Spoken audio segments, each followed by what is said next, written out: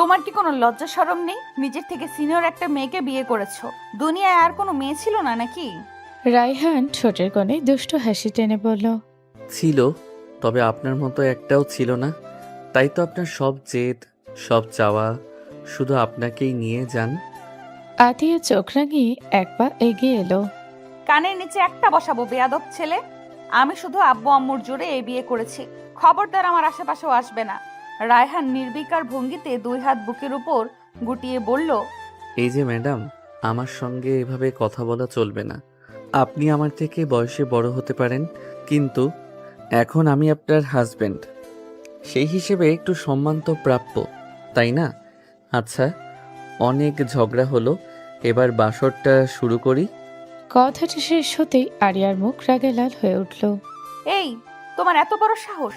Senior বউয়ের সঙ্গে বাসর করার স্বপ্ন দেখো? রায়হান হো হো করে হেসে উঠল। লজ্জা কিসের? আপনি তো আমার বিয়ে করা বউ।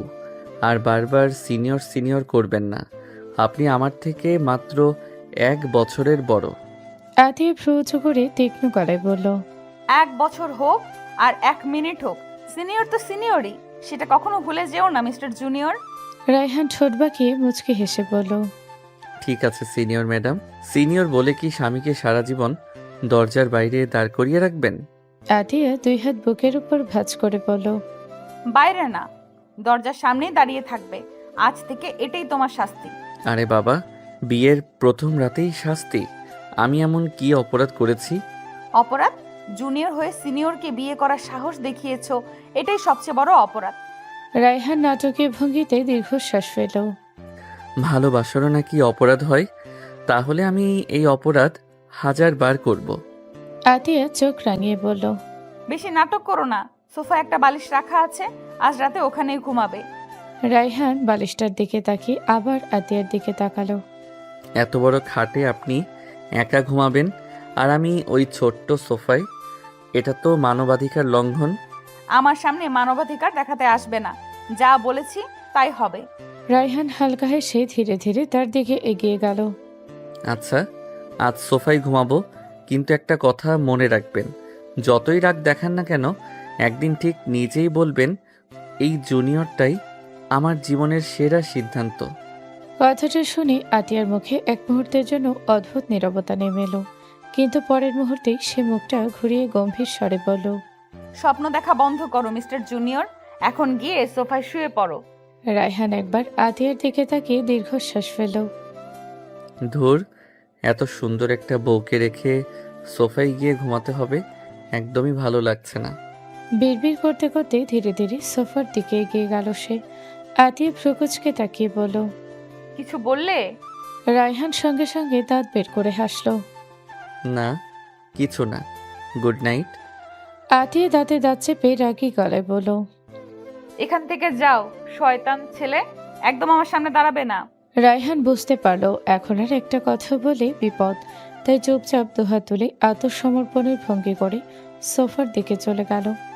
বালিশটা মাথার নিচে রেখে শুয়ে পড়ল। চোখ দুটো বারবার ঘুরে যাচ্ছিল খাটের দিকে, যেখানে রাগে ফুঁসতে ফুঁসতে শুয়ে আছে তার একরোখা সিনিয়র বউ। পরদিন সকালে ঘুম ঘুম চোখে রায়হান পাশ ফিরে খাটের দিকে তাকাতে চমকে উঠল। পুরো খাট ফাঁকা, আতের কোনো চিহ্নই নেই। এক লাফে উঠে বসে সে তাড়াহুড়ো করে অসময়ের দরজা খুলে দেখল সেখানেও কেউ নেই। আরে, কোথায় গেল? বিড়বিড় করতে করতে প্রায় দৌড়ে নিচে ড্রয়িং রুমে চলে এলো। সেখানে দেখলো রাহেলা বেগম সকালে নাস্তা সাজাচ্ছেন। রায়হান চারপাশে তাকিয়ে ব্যস্ত কণ্ঠে বলল। আম্মু, আমার বউ কোথায়? রাহেলা বেগম হাতে প্লেট নামিয়ে ছেলের দিকে তাকিয়ে বললেন। তোর কি একটু লজ্জা শরম নেই? সকালবেলা মায়ের সামনে দাঁড়িয়ে আমার বউ কোথায়, আমার বউ কোথায় বলে চিৎকার করছিস।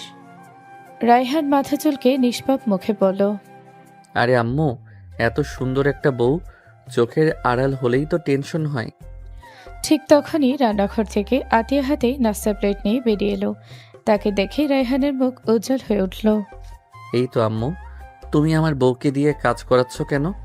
আমার বউটা কষ্ট পাবে। এত কাজ করলে যদি অসুস্থ হয়ে যায়। কথাটা শুনে আতিয়া ধীরে ধীরে মাথা তুলে এমন এক দৃষ্টি দিল যেন চোখ দিয়ে রায়হানকে খুন করে ফেলবে। কি বললি? রায়হান মুহূর্তেই চুপ। রাহেলা বেগম গম্ভীর গলায় বলল, অনেক নাটক হয়েছে, এখন চুপচাপ গিয়ে ফ্রেশ হয়ে এসে নাস্তা করো, না হলে তোমার খবর আছে। রায়হান মুখ ফুলিয়ে রাহেলা বেগমের দিকে তাকালো। আম্মু, নিজের বউয়ের সামনে এভাবে অপমান করলে আমার সম্মান থাকে? রাহেলা বেগম হেসে ফেললেন। এই অপমান তোর প্রাপ্য। এখন যা, বেশি বকবক না করে ফ্রেশ হয়ে আয়। অভিমানী মুখে বলে রায়হান সিঁড়ি বেয়ে নিজের ঘরের দিকে চলে গেল।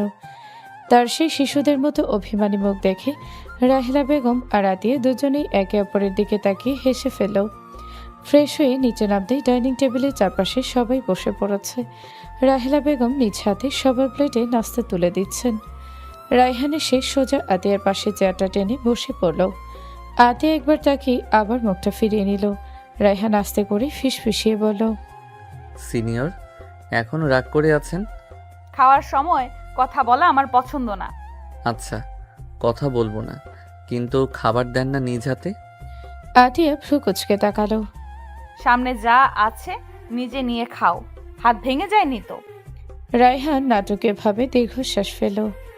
ইস, মানুষ বিয়ে করে বউয়ের হাতে আদর করে খাওয়ার জন্য, আর আমার কপালে জুটেছে এক রাগী সিনিয়র। রাহেলা বেগম ছেলের কাণ্ড দেখে হেসে বললেন। বেশি বিরক্ত করিস না বাবা, মেয়েটা কালই এই বাড়িতে এসেছে। রায়হান সঙ্গে সঙ্গে প্রতিবাদ করল। আমি কি বিরক্ত করছি?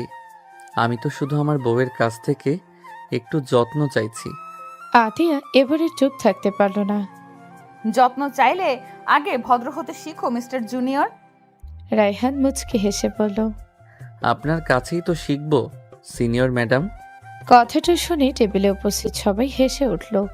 আতিয়া লজ্জায় আর বিরক্তিতে একসাথে মাথাটা নিচু করে ফেলল। মনে মনে ভাবল, এই ছেলেটাকে নিয়ে যে কি হবে আল্লাহ জানে। নাস্তা শেষ করে আতিয়া নিজের প্লেট তুলে রান্নাঘরের দিকে যেতে লাগলো।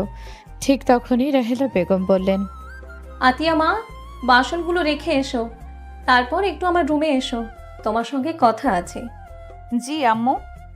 আতিয়া চলে যেতেই রায়হানও পেছন পেছন যাওয়ার জন্য উঠে দাঁড়ালো। রাহেলা বেগম সঙ্গে সঙ্গে কড়া গলায় বললেন, এই যে, তুই আবার কোথায় যাচ্ছিস? রায়হান নিষ্পাপ মুখে বলল, আমি একটু সাহায্য করব। তুই আর সাহায্য? হুঁ, ছোটবেলা থেকে এক গ্লাস পানি পর্যন্ত নিজে ঢেলে খাস না, আজ হঠাৎ বউকে সাহায্য করতে যাচ্ছিস? ডাইনিং টেবিলে উপস্থিত সবাই হেসে উঠল। রায়হান ঠোঁট ফুলিয়ে বলল, মানুষ বদলাতে পারে না নাকি? পারে, তবে তুই না, চুপচাপ বসে থাক। মায়ের ধমকে আর এগোনোর সাহস হলো না তার। কিছুক্ষণ পর আতিয়া রান্নাঘর থেকে বেরিয়ে রাহেলা বেগমের রুমে চলে গেল। রাহেলা বেগম আলমারি খুলে একটি ছোট্ট গয়নার বাক্স বের করে আতিয়ার হাতে দিয়ে মৃদু হেসে বললেন, এটা আমার শাশুড়ি আমাকে দিয়েছিলেন, আজ থেকে এটা তোমার, এই বাড়ির বউ হিসেবে তোমারই প্রাপ্য। আতিয়া অবাক হয়ে বাক্সটার দিকে তাকিয়ে রইল। না আম্মু, এত দামি জিনিস আমি নিতে পারবো না। রাহেলা বেগম স্নেহ ভরে তার মাথায় হাত রেখে বললেন, এটা আমাদের পরিবারের ভালোবাসা, আজ থেকে তুমিও এই পরিবারেরই একজন। কথাগুলো শুনে আতিয়ার চোখ ভিজে উঠল। সে ধীরে ধীরে রাহেলা বেগমকে জড়িয়ে ধরে বলল, ধন্যবাদ আব্বু, আমি চেষ্টা করব যেন কখনো আপনাদের বিশ্বাস ভাঙতে না হয়। আতিয়া রাহেলা বেগমের রুম থেকে বের হয়ে ধীরে ধীরে নিজের ঘরের দিকে যাচ্ছিল। মুখে আগের মতোই গম্ভীর ভাব, কিন্তু ভেতরে ভেতরেই শাশুড়ির ভালোবাসা তাকে ছুঁয়ে গেছে। এদিকে রায়হান অনেকক্ষণ ধরে সিঁড়ির পাশে দাঁড়িয়েছিল। আতিয়াকে দেখে ঠোঁটের কোণে দুষ্টু হাসি ফুটে উঠল। এই যে সিনিয়র ম্যাডাম, একটু দাঁড়ান তো। আতিয়া একবার তাকে হাঁটতে লাগলো। তোমার সঙ্গে কোনো কথা নেই। রায়হানও পিছু পিছু হাঁটতে হাঁটতে বলল, আচ্ছা, একটা প্রশ্নের উত্তর দিয়ে যান। তোমার কোনো প্রশ্নের উত্তর দেওয়ার সময় আমার নেই। আচ্ছা বলেন তো, আমি দেখতে কি খুব খারাপ? আতিয়া বিরক্ত হয়ে থেমে গেল। হঠাৎ এই প্রশ্ন কেন? কারণ আপনি এমনভাবে এড়িয়ে চলছেন, মনে হচ্ছে আমি কোনো ভয়ঙ্কর অপরাধী। আতিয়া ঠান্ডা গলায় বলল, অপরাধী না, তুমি একটা বিরক্তিকর মানুষ। রায়হান বুকে হাত দিয়ে অভিনয় করে বলল, ইস, কথাটা সরাসরি হৃদয়ে লাগলো। লাগলে ভালো, এবার সামনে থেকে সরে দাঁড়াও। একটা শর্তে। আবার শর্ত? আজ সারাদিনে একবার শুধু আমার নাম ধরে ডাকবেন, কখনো না। তাহলে জান বলে ডাকবেন। আতিয়া অবিশ্বাসের দৃষ্টিতে তাকিয়ে বলল। তোমার সাহস তো দিন দিন বেড়েই যাচ্ছে। রায়হান মুচকি হেসে উত্তর দিল। সাহস না থাকলে কি আর নিজের সিনিয়রকে বিয়ে করতে পারতাম? আতিয়া এবারে নিজেকে সামলাতে পারল না, পাশে থাকা একটা কুশন তুলে রায়হানের দিকে ছুড়ে মারল। রায়হান হেসে কুশনটা লুফে নিয়ে বলল। ও, বিয়ের পর প্রথম উপহার? এটা উপহার না, সতর্ক বার্তা।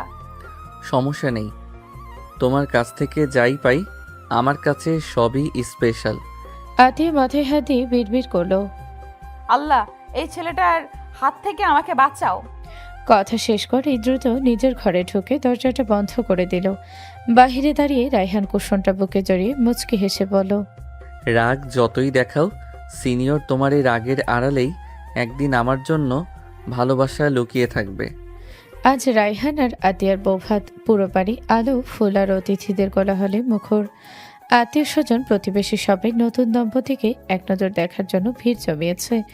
গোলাপি শাড়ি, হালকা গহনা আর মুখ ভরা লাজুক হাসিতে আজ আতিয়াকে অসম্ভব সুন্দর লাগছে।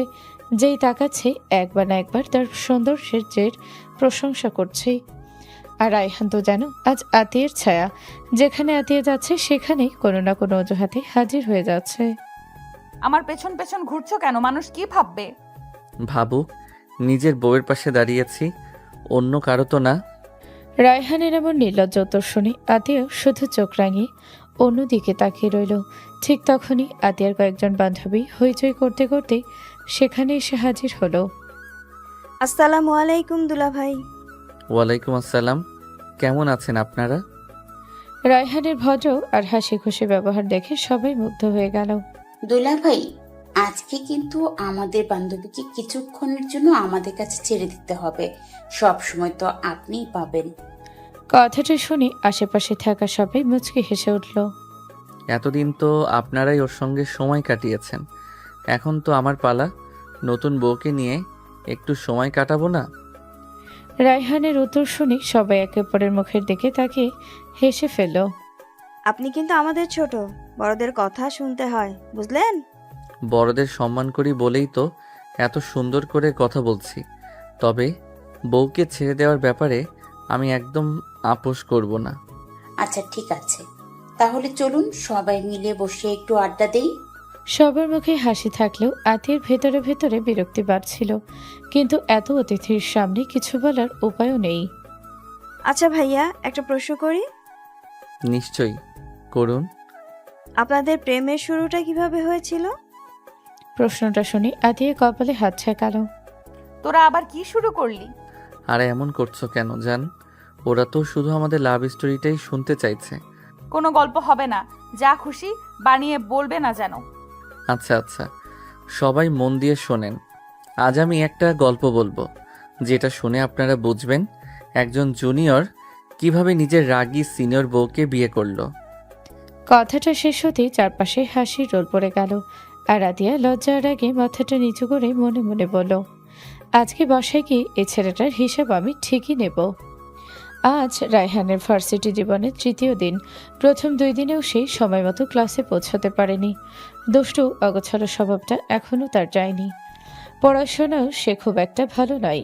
কোনো মতে ভর্তি হয়েছে এই বিশ্ববিদ্যালয়ে। আজও ঘুম থেকে উঠতে দেরি হয়ে গেছে। ঘড়ির দিকে তাকাতেই তার চোখ কপালে উঠে গেল। শেষ, আজও লেট হয়ে গেল। তাড়াহুড়ো করে জামা কাপড় পরে বাইকের চাবি নিয়ে বেরিয়ে পড়ল সে। মাথায় তখন একটাই চিন্তা, যেভাবেই হোক আজ ক্লাসে সময় মতো পৌঁছাতে হবে। রাস্তায় বাইকের গতি স্বাভাবিকের তুলনায় অনেক বেশি। ঠিক তখনই হঠাৎ রাস্তা পার হতে গিয়ে একটা মেয়ে তার বাইকের সামনে চলে এলো। আরে সাবধান। মুহূর্তের মধ্যে ব্রেক কষে বাইকটা থামানোর চেষ্টা করলো রায়হান। মেয়েটিকে বাঁচাতে গিয়ে বাইকের নিয়ন্ত্রণ হারিয়ে নিজেই রাস্তার ওপর ছিটকে পড়ল। তার ডান হাতটা রাস্তার সঙ্গে লেগে ঘষা লেগে কেটে গেল। তীব্র ব্যথায় মুখটা বিকৃত হয়ে গেল তার। এই, আপনি ঠিক আছেন? আতিয়া দ্রুত দৌড়ে এসে রায়হানকে উঠতে সাহায্য করলো। ব্যাগ থেকে পানির বোতল আর ছোট ফার্স্ট এইড বক্স বের করে খুব যত্ন করে তার ক্ষত পরিষ্কার করে ওষুধ লাগিয়ে দিল। আপনার তো কোনো দোষ ছিল না, তবু এত কষ্ট করছেন কেন? দুর্ঘটনা কারো ইচ্ছে হয় না। এখন বেশি কথা না বলে চলুন, হসপিটালে যেতে হবে, হাতে গভীর আঘাত পেয়েছেন। রায়হান যতই না করুক, আতিয়া তার কথা শুনল না। নিজের উদ্যোগেই তাকে কাছের একটি ক্লিনিকে নিয়ে গেল। ডাক্তারের ফি থেকে শুরু করে ওষুধ সবকিছুর খরচও সে নিজেই দিল। এত কিছু করার দরকার ছিল না। আজ আপনার জায়গায় অন্য কেউ থাকলে আমি একই কাজ করতাম। মানুষ হিসেবে একটু দায়িত্ব তো সবারই আছে। কথাগুলো বলে আতিয়া চলে গেল, কিন্তু যাওয়ার আগে নিজের নামটুকুও বলে গেল না। রায়হান অনেকক্ষণ মেয়েটার যাওয়ার দিকে তাকিয়ে রইল। অচেনা মেয়েটার শান্ত স্বভাব আর আন্তরিক ব্যবহার বারবার তার চোখের সামনে ভেসে উঠতে লাগলো। ভার্সিটিতে গিয়ে সে পুনরায় আবার আতিয়াকে দেখতে পেল। সেদিন ক্লাসে গিয়ে বন্ধুদের কাছ থেকে জানতে পারল মেয়েটির নাম আতিয়া। সেই বিশ্ববিদ্যালয়ের 2য় বর্ষের ছাত্রী, অর্থাৎ রায়হানের 1 বছরের সিনিয়র। খবরটা শুনে রায়হান কিছুক্ষণ চুপ করে রইল। তারপর ঠোঁটের কোণে এক চিলতে হাসি ফুটে উঠল। 1 বছরের সিনিয়র, তাতে কি হয়েছে? ভালো লাগা তো আর বয়স দেখে আসে না। আজ যেটা অনুভব করছি সেটা যদি একদিন ভালোবাসায় বদলে যায়, তাহলে আমি তাকে ছাড়া অন্য কাউকে কখনো আমার জীবনের সঙ্গী ভাববো না। দেখতে দেখতে কেটে গেল 7-8টা দিন। হাতে ব্যথাটা এখন অনেকটাই কমে গেছে। ক্যাম্পাসে বন্ধুদের সঙ্গে গল্প করছিল রায়হান। হঠাৎই তার চোখ পড়ল দূরে হাঁটতে থাকা আতিয়ার ওপর। সাদা আকাশি রঙের 3 পিস পরে ধীর পায়ে বান্ধবীদের সঙ্গে হেঁটে আসছে সে। রায়হানের মুখে অজান্তেই হাসি ফুটে উঠল। দোস্ত, পরে কথা বলি। কথাটা বলেই সে প্রায় দৌড়ে আতিয়ার সামনে গিয়ে দাঁড়ালো। আসসালামু আলাইকুম সিনিয়র। ওয়ালাইকুম সালাম। আপনাকে অনেক ধন্যবাদ। আপনার জন্যই আমি এত তাড়াতাড়ি সুস্থ হয়ে গেছি। আলহামদুলিল্লাহ, এখন নিশ্চয়ই হাতটা অনেক ভালো। জি, অনেকটাই ভালো। ভালো কথা। আর একটা অনুরোধ, আমাকে সিনিয়র না বলে আপু বলেই ডাকতে পারো। না, সেটা পারবো না। কেন? জানি না, আপু বলতে ইচ্ছে করে না, সিনিয়র বলেই ডাকতে ভালো লাগে। রায়হানের উত্তর শুনে আতিয়া কয়েক সেকেন্ড তার দিকে তাকিয়ে রইল। অদ্ভুত ছেলে। হালকা মাথা নেড়ে সামনে হাঁটতে শুরু করলো সে। আচ্ছা এখন সরো, আমার ক্লাসে দেরি হয়ে যাচ্ছে। আতিয়া পাশ কাটিয়ে চলে যেতেই রায়হান আবার দৌড়ে তার সামনে গিয়ে দাঁড়ালো। সিনিয়র প্লিজ, আর মাত্র 1 মিনিট। এবার আবার কি? একটা ছোট্ট জিনিস ছিল। কথাটা বলেই রায়হান পেছনে লুকিয়ে রাখা একটি ছোট গিফট বক্স আতিয়ার দিকে বাড়িয়ে দিল। এটা আপনার জন্য। সেদিন আপনি আমার জন্য যা করেছেন তার প্রতিদান কখনো দিতে পারবো না। এটা শুধু একটা ছোট্ট ধন্যবাদ।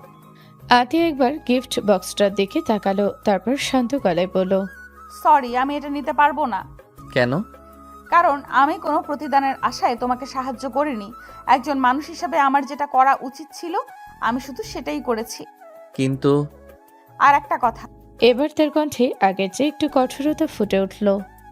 যখন তখন আমাকে এভাবে ডাকবে না, আমার পেছন পেছনেও ঘুরবে না।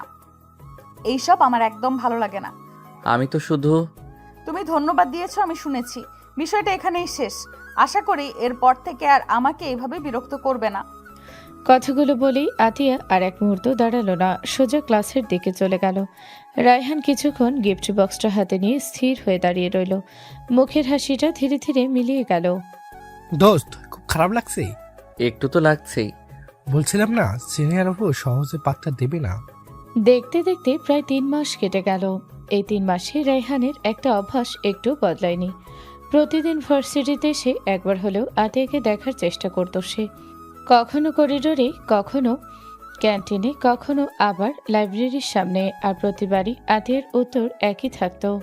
রায়হান, তোমাকে কতবার বলেছি আমার পেছনে পেছনে ঘুরবে না? আমি তো ঘুরছি না সিনিয়র, পথগুলোই বারবার এক হয়ে যাচ্ছে। তোমার এসব কথা আমার একদম ভালো লাগে না। সমস্যা নেই, একদিন ভালো লাগবে। কথাটা শুনে আতিয়া বিরক্ত হয়ে চলে যায়। একদিন দুপুরে ক্যান্টিনে বসেছিল রায়হান। হঠাৎ পাশের টেবিলে বসা কয়েকজন 2য় বর্ষের ছাত্রীর কথা তার কানে এলো। শুনেছিস আতিয়ার নাকি সামনের মাসেই বিয়ে? হ্যাঁ, পরিবার থেকেই ঠিক করেছে। কথাটা শুনে রায়হানের হাতে থাকা চায়ের কাপটা কেঁপে উঠল। কি বললেন? কার বিয়ে? আতিয়া আপুর। এরপর আর এক মুহূর্ত সেখানে বসে থাকতে পারল না রায়হান। বুকের ভেতরটা কেমন যেন মোচড় দিয়ে উঠল। বিকেলে ক্যাম্পাসের নিরিবিলি এক কোণে বেঞ্চে বসেছিল রায়হান। মাথাটা নিচু করে অন্যমনস্ক হয়ে মাটির দিকে তাকিয়েছিল। ঠিক তখনই সামনে এসে দাঁড়ালো আতিয়া। কি হয়েছে? আজ এত চুপচাপ কেন? একটা কথা শুনেছি, সত্যি? কোন কথা? আপনার বিয়ে ঠিক হয়েছে? কয়েক সেকেন্ড চুপ থেকে আতিয়া ব্যাগের ভেতর হাত ঝুঁকে একটি খাম বের করলো। সেটা রায়হানের দিকে বাড়িয়ে দিল। হ্যাঁ, আগামী মাসে আমার বিয়ে। এটা আমার বিয়ের কার্ড। কার্ডটা হাতে নিয়েও কিছুক্ষণ তাকিয়ে রইল রায়হান, যেন তার চারপাশের সব শব্দ এক মুহূর্তে থেমে গেছে। তুমি আসবে, অতিথি হিসেবে তোমাকে দাওয়াত দিলাম। আপনি সত্যি বিয়ে করতে চান? সব ইচ্ছা নিজের হাতে থাকে না রায়হান। কথাটা বলে আতিয়া চলে যেতে লাগলো। সিনিয়র, আতিয়া থেমে পেছনে তাকালো। একটা কথা শেষবারের মতো বলি। বলো। আমি সত্যিই আপনাকে ভালোবাসি। হয়তো আপনি কখনো বিশ্বাস করবেন না, তবু আমি চাই আপনি সবসময় ভালো থাকুন। যদি আপনার সুখ এই বিয়েতেই থাকে তাহলে আমি দূর থেকেই আপনার জন্য দোয়া করব। আতিয়া কয়েক মুহূর্ত স্থির হয়ে তার দিকে তাকিয়ে রইল, তারপর ধীর গলায় বলল, তুমি ভালো ছেলে রায়হান, কিন্তু আমার পক্ষে তোমাকে সেই চোখে দেখা সম্ভব নয়।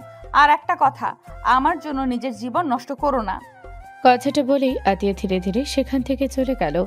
রায়হান বিয়ের কার্ডটা বুকের সঙ্গে চেপে ধরে আকাশের দিকে তাকিয়ে শুধু একটা দীর্ঘশ্বাস ফেল।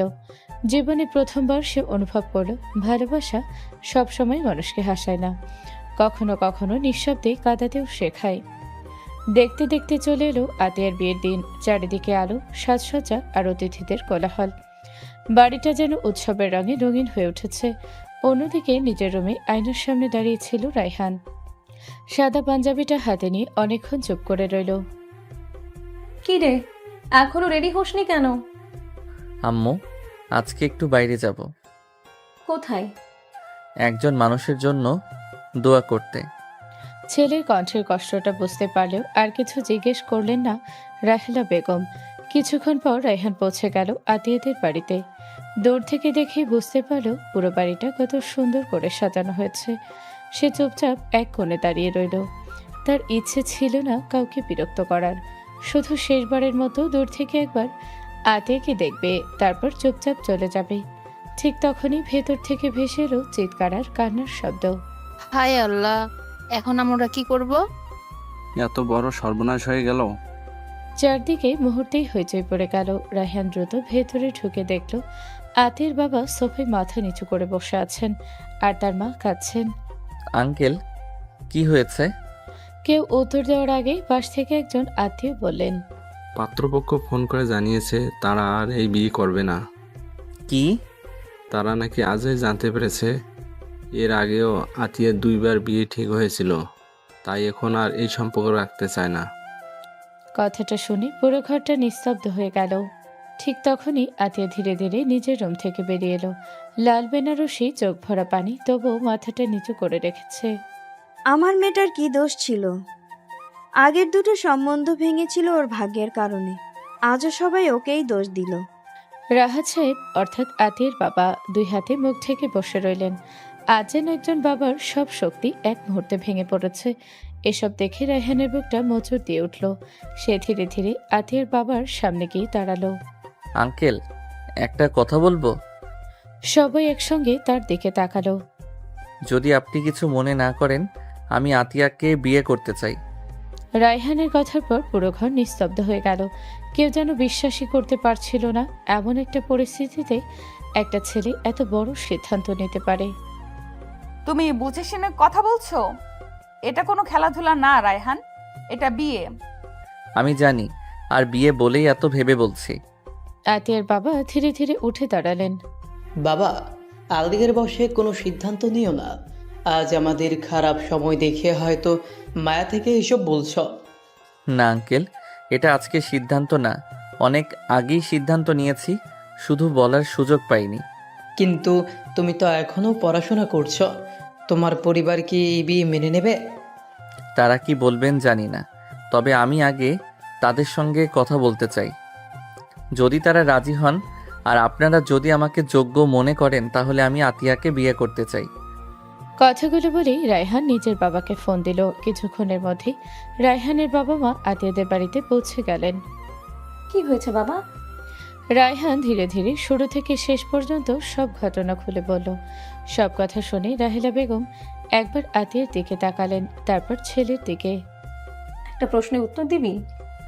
মেয়েটাকে বিয়ে করে যদি কোনোদিনও সে তোকে ভালোবাসতে না পারে, তবুও কি কোনো অভিযোগ করবি না? না আম্মু, আমি শুধু চাই ও যেন সম্মান নিয়ে বাঁচতে পারে। ভালোবাসা সেটা জোর করে আদায় করা যায় না। ছেলের উত্তর শুনে রাহেলা বেগমের চোখ ভিজে উঠল। আলহামদুলিল্লাহ, আজ বুঝলাম আমার ছেলে সত্যি বড় হয়েছে। এবার রায়হানের আবু আতিয়ার বাবার দিকে তাকিয়ে বললেন, ভাই, যদি আপনারা রাজি থাকেন তাহলে আজ থেকেই আমরা আত্মীয় হতে চাই। আতিয়ার বাবা আর নিজেকে সামলাতে পারলেন না, এগিয়ে এসে রায়হানের বাবার হাত শক্ত করে ধরে ফেললেন। আল্লাহ আপনাদের উত্তম প্রতিদান দিন। আজ আপনারা না এলে আমার মেয়েটার সম্মান কোথায় থাকতো জানি না। এতক্ষণ চুপচাপ দাঁড়িয়ে থাকা আতিয়া এবার ধীর গলায় বলল, আব্বু আমার সঙ্গে একবার কথা বলবে? সবাই বুঝে গেল বাবা মেয়ের একান্তে কথা বলা দরকার, তাই সবাই ধীরে ধীরে ঘর থেকে বেরিয়ে গেল। ঘরে শুধু আতিয়া আর তার বাবা। আব্বু তুমি কি সত্যি এই বিয়ে চাও? দেখ মা, ছেলেটা খুবই ভালো আর পরিবার অনেক ভালো। আশা করি তুই আমাদের কথার ওপরে না করবি না। বাবার কথাই আতিয়ার চোখ ভিজে উঠল। সে কিছুক্ষণ চুপ থেকে ধীরে ধীরে বলল, যদি তুমি মনে করো এই বিয়েতে আমার ভালো হবে তাহলে আমার কোনো আপত্তি নেই। কিছুক্ষণ পর রুমের দরজা খুলে বাহিরে বেরিয়ে এলেন আতিয়ার আব্বু। সবার দৃষ্টি তখন তার দিকেই। আলহামদুলিল্লাহ, যদি আপনাদের কোনো আপত্তি না থাকে তাহলে আমরা এই বিয়েতে রাজি। কথাটা শুনে রাহেলা বেগমের চোখের পানি মুছে মুচকি হাসলেন। রায়হানের আব্বু স্বস্তির নিঃশ্বাস ফেলেন। রায়হান যেন কয়েক সেকেন্ড বিশ্বাসই করতে পারছিল না। সত্যি? আল্লাহর কাছে শুকরিয়া আদায় কর বাবা। রায়হান মাথাটা নিচু করে ফিসফিসিয়ে বলল, আলহামদুলিল্লাহ। ঠিক তখনই একজন আত্মীয় এগিয়ে এসে বললেন, যেহেতু কাজী সাহেব আগে থেকে আছেন আর দুই পরিবারের সম্মতিও আছে, তাহলে দেরি না করে আজই শুভ কাজ সম্পন্ন করে ফেলাই ভালো। উপস্থিত সবাইও কথাটাকে সমর্থন করলেন। কিছুক্ষণের মধ্যেই বাড়ির পরিবেশ আবার বদলে গেল। কিছুক্ষণ আগের কান্নার জায়গায় ধীরে ধীরে স্বস্তি ফিরে আসতে লাগলো।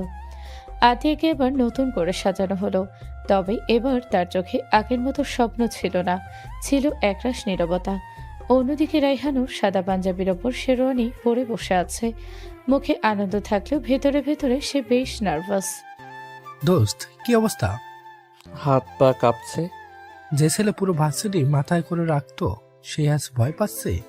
আজকের ভয়টা আলাদা। আজ থেকে একটা মানুষের পুরো জীবনের দায়িত্ব আমার। কিছুক্ষণ পর কাজী সাহেব বিয়ের আনুষ্ঠানিকতা শুরু করলেন। কয়েক মুহূর্তের মধ্যেই সম্পন্ন হয়ে গেল তাদের বিবাহ। আতিয়ার বান্ধবীর একসঙ্গে হেসে উঠল। বাহ, দুলাভাইকে তো দেখছি সিনেমাকেও হার মানিয়ে দিয়েছে। সবার হাসি ঠাট্টার মাঝে একজন এসে জানিয়ে দিল, বরকনেকে স্টেজে ডাকা হয়েছে, সবাই অপেক্ষা করছে। এরপর রায়হান আর আতিয়া পাশাপাশি স্টেজে গিয়ে দাঁড়ালো। একে একে আত্মীয় স্বজন বন্ধু বান্ধব সবাই এসে তাদের শুভেচ্ছা জানাতে লাগলো। কেউ ফুল দিল, কেউ গিফট, কেউ আবার নতুন জীবনের জন্য দোয়া করলো। দেখতে দেখতে শেষ হয়ে গেল বৌভাতের পুরো অনুষ্ঠান। সারা দিনের ব্যস্ততা, অতিথিদের সঙ্গে কথা বলা আর ভারী সাজে ভীষণ ক্লান্ত হয়ে পড়েছিল আতিয়া। রুমে ফিরে গয়নাগুলো খুলে ফ্রেশ হয়ে বিছানায় গায়ে দিয়ে দিল। চোখ দুটো বন্ধ হতেই কখন যে ঘুমিয়ে পড়েছে সে নিজেও বুঝতে পারেনি। বেশ কিছুক্ষণ পর রুমের দরজা আস্তে করে খুলল। রায়হান ধীর পায়ে ভেতরে ঢুকলো। সারাদিন বন্ধুদের টানাটানি আড্ডার দৌড়ঝাঁপে সেও বেশ ক্লান্ত। রুমে ঢুকতেই অসাবধানতাবশত তার হাত ফুলদানিতে লেগে গেল। ফুলদানিটা মেঝেতে পড়ে শব্দ হতেই আধির ঘুম ভেঙে গেল। সে তাড়াতাড়ি উঠে বসে দরজার দিকে তাকালো। রায়হান ভারসাম্য হারিয়ে পড়ে যেতে নিতেই আতিয়া দ্রুত এগিয়ে গিয়ে তাকে ধরে ফেলল। এই কি হয়েছে তোমার, ঠিক আছো? আস্তে কথা বলো সিনিয়র। এত কাঁদছো কেন? শরীর খারাপ নাকি? না, শুধু খুব ক্লান্ত। সারাদিনের ক্লান্তিতেই চোখ দুটো আধা বোঝা হয়ে এসেছে তার। একটা কথা বলি। কি? তুমি জানো আমি শুধু তোমাকেই ভালোবাসি। কথাটা বলে শিশুর মতো সরল চোখে আতিয়ার দিকে তাকিয়ে রইল সে। তুমি হয়তো কোনোদিন আমাকে ভালোবাসবে না, তবুও আমি অপেক্ষা করব যতদিন লাগে। আতে কিছু বলল না, শুধু নীরবে তার দিকে তাকিয়ে রইল। এত ক্লান্ত অবস্থাতেও ছেলেটা নিজের কথা না ভেবে বারবার তার কথাই বলছে। আজ খুব ঘুম পাচ্ছে।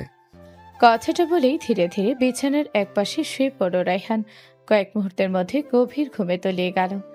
আতি দীর্ঘশ্বাস ফেল, তারপর আলতো করে রায়হানের গায়ে একটা পাতলা চাদর টেনে দিল। আতিয়া এক দৃষ্টিতে ঘুমন্ত রায়হানের দিকে তাকিয়ে রইল। ঘুমের মধ্যেও ছেলেটার মুখে এক অদ্ভুত শান্তির ছাপ। একটু আগেও সে বারবার শুধু একটা কথাই বলছিল, সে আতিয়াকে খুব ভালোবাসে। অজান্তে আতিয়ার ঠোঁটের কোণে ম্লান একটা হাসি ফুটে উঠল। সত্যি ছেলেটা তাকে ভীষণ ভালোবাসে। তার চোখে সেই ভালোবাসায় কোনো অভিনয় নেই, নেই কোনো স্বার্থ। কিন্তু আতিয়ার মনটা বারবার একটা জায়গায় আটকে যায়। রায়হান তার থেকে একটা বছরের ছোট। বিষয়টা যতই ছোট হোক, কেন জানি সে মেনে নিতে পারে না। সমাজের কথা, মানুষের নানা মন্তব্য, এসব ভাবলেই বুকের ভেতরটা কেমন অস্বস্তিতে ভরে ওঠে।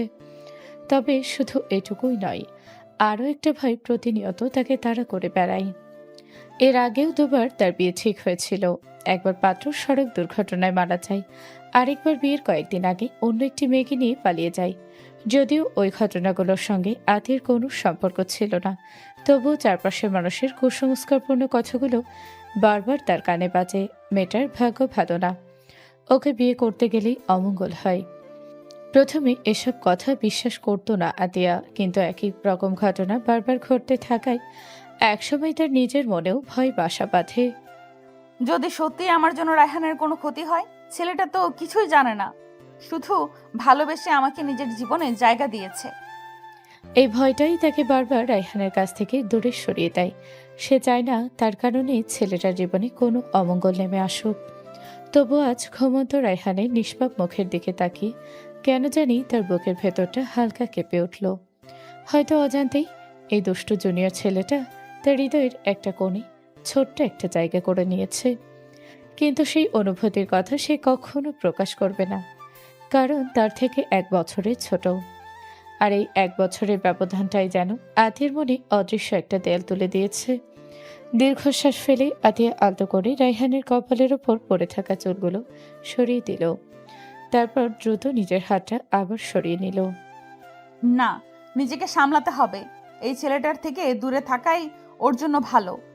পরদিন সকাল আতি ফ্রেশ হয়ে নিচে নেমে এলো। ডাইনিং টেবিলে এসে দেখলো নাস্তা আগেই সাজিয়ে রাখা হয়েছে। রান্নাঘর থেকে ভেসে আসছে গরম পরোটার ঘ্রাণ। অবাক হয়ে রান্নাঘরের দিকে তাকাতেই দেখলো রাহেলা বেগম সবকিছু গুছিয়ে টেবিলে রাখছেন। আম্মু, আপনি এত সকালে উঠে সব কাজ করে ফেলেছেন? আমাকে একবার ডাকলেই তো হতো, আমি করে নিতাম। আরে না মা, তোদের দুজনেরই আজ ভার্সিটি আছে, পড়াশোনার সময় এসব নিয়ে চিন্তা করতে হবে না। সময় হলে অবশ্যই করবি, কিন্তু এখন তোদের প্রথম দায়িত্ব পড়াশোনা।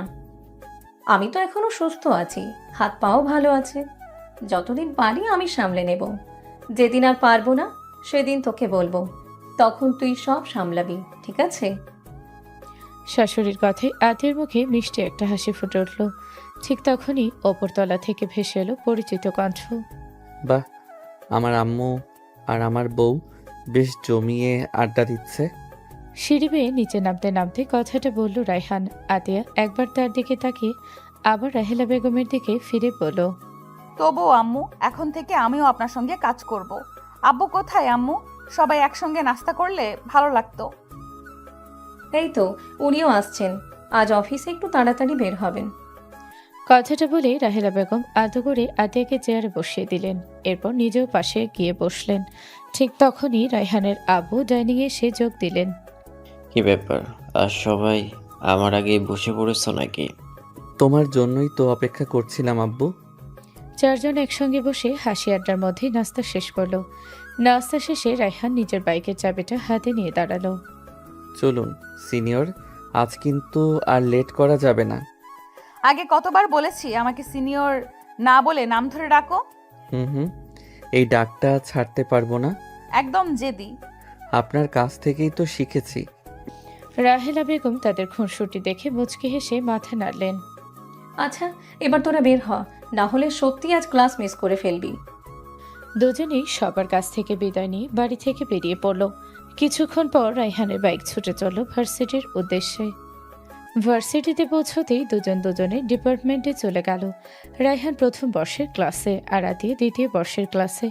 ক্লাসরুমে ঢুকতেই কয়েকজন সহপাঠী ফিসফিস করে কথা বলতে শুরু করলো। ওই যে দেখ, আমাদের ডিপার্টমেন্টের সবচেয়ে সুন্দরী মেয়েটা। শেষমেশ একটা জুনিয়র ছেলেকে বিয়ে করলো। আরে কি করবে বল, আগের দুবার বিয়ে ভেঙে গেছে। একজন তো অ্যাক্সিডেন্টে মরে গেল, আরেকজন অন্য মেয়েকে নিয়ে পালিয়ে গেল, এখন একটা জুনিয়রকে ফাঁসিয়ে বিয়ে করছে। কথাটা বলেই সবাই চাপা হাসিতে মেতে উঠল। আতি সবকিছু স্পষ্ট শুনতে পেল। বুকের ভেতরটা কেমন মোচড় দিয়ে উঠল।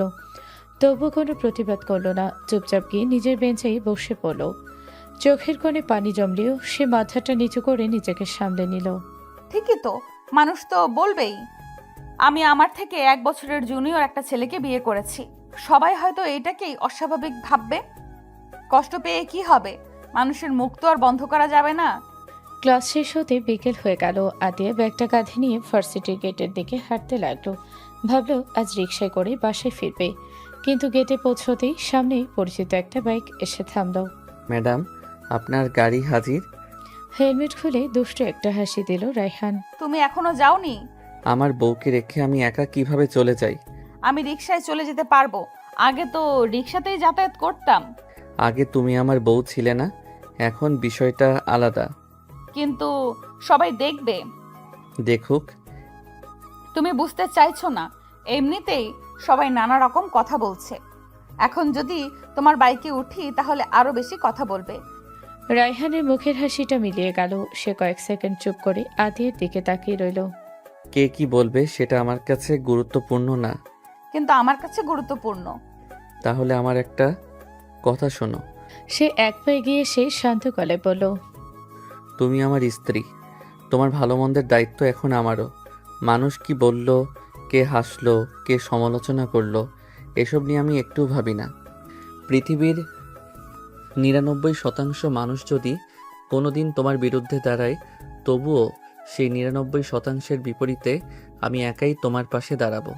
তারা যদি বলে এই মেয়েটা ভালো না, আমি বলবো আমার চোখে আমার রাগী সিনিয়রই পৃথিবীর সবচেয়ে সুন্দর, সবচেয়ে ভালো মানুষ। তোমাকে ভালোবাসাটা আমার কাছে মানুষের কথার চেয়ে অনেক বড়। কথাগুলো শুনে আতিয়া নির্বাক হয়ে গেল। সে এক দৃষ্টিতে রায়হানের দিকে তাকিয়ে রইল। যতই সে ছেলেটা থেকে দূরে সরে যেতে চায়, রায়হান যেন ততই নিজের নিঃস্বার্থ ভালোবাসা দিয়ে তাকে কাছে টেনে নেয়। কেন এমন হচ্ছে? কেন এই ছেলেটার কথাগুলো তার হৃদয় ছুঁয়ে যাচ্ছে? না না, এটা হতে পারে না। আমি ওকে ভালোবাসতে পারি না। ও তো আমার থেকে 1 বছরের জুনিয়র। তাহলে কেন ওর প্রতিটা কথায় আমার বুকটা কেঁপে ওঠে? নিজের মনকে হাজারবার বুঝেও কোনো উত্তর খুঁজে পেল না আতিয়া। ঠিক তখনই রায়হান আলতো করে তার হাতটা ধরল। চলুন সিনিয়র, আজ আর কাউকে আমাদের হাসির কারণ হতে দেব না। আর সরি তুমি করে বলার জন্য। আতি বাধা দিল না। রায়হান বাইকের পাশে দাঁড়িয়ে খুব যত্ন করে একটা হেলমেট তার মাথায় পরিয়ে দিল। তারপর নিজের হেলমেট পরে বাইকে উঠে ইঞ্জিন স্টার্ট করলো। শক্ত করে ধরে বসুন, রাস্তা কিন্তু একটু ভাঙা। আতি কিছু না বলেই ধীরে ধীরে বাইকে উঠে বসলো। অজান্তেই তার ঠোঁটের কোণে এক চিলতে হাসি ফুটে উঠল। বেশ কিছুক্ষণ বাইক চালানোর পর হঠাৎই রায়হান একটা নিরিবিলি জায়গায় এসে বাইক থামালো। এখানে কেন থামলে? আমাদের তো বাসা এইদিকে না। রায়হান রহস্যময় একটা হাসি দিয়ে বাইক থেকে নেমে পড়ল। নেমে আসুন সিনিয়র, আজ আপনাকে আমার সবচেয়ে প্রিয় একটা জায়গা দেখাবো। আতি কৌতূহলী হয়ে বাইক থেকে নামলো। রায়হান আদর করে তার হাতটা ধরল। এবার আর আতিয়া হাত সরিয়ে নিল না। কেন জানি আজ তার ভেতরে অদ্ভুত একটা শান্তি কাজ করছে। রায়হানের হাতের স্পর্শে অস্বস্তির বদলে এক অচেনা ভালো লাগা অনুভব করলো সে। দুজনে পাশাপাশি হাঁটতে লাগলো। চারপাশে সবুজ গাছপালা, পাখির ডাক আর শীতল বাতাস, সব মিলিয়ে পরিবেশটা যেন অন্যরকম প্রশান্ত। কিছু দূর এগোতেই আতিয়া থমকে দাঁড়িয়ে গেল। তার সামনে বিস্তীর্ণ এক পদ্মবিল। যেদিকেই চোখ যায় শুধু গোলাপি আর সাদা পদ্মফুল বাতাসে দুলছে। শেষ বিকেলে নরম আলো পড়ে পুরো জায়গাটা যেন স্বপ্নের রাজ্যে পরিণত হয়েছে। ইয়া আল্লাহ! বিস্ময়ে তার চোখ দুটো বড় হয়ে গেল। এত সুন্দর জায়গা! কেমন লাগছে? ভাষায় প্রকাশ করতে পারবো না। খুশিতে ছোট্ট বাচ্চাদের মতো এদিক ওদিক তাকাতে লাগলো আতিয়া। আনন্দে তার চোখ দুটো চিকচিক করছে। হঠাৎ আবেগের বশে সে দৌড়ে এসে রায়হানকে জড়িয়ে ধরল। আচমকা এমন ঘটনায় রায়হান একেবারে স্থির হয়ে গেল, যেন সময় থেমে গেছে।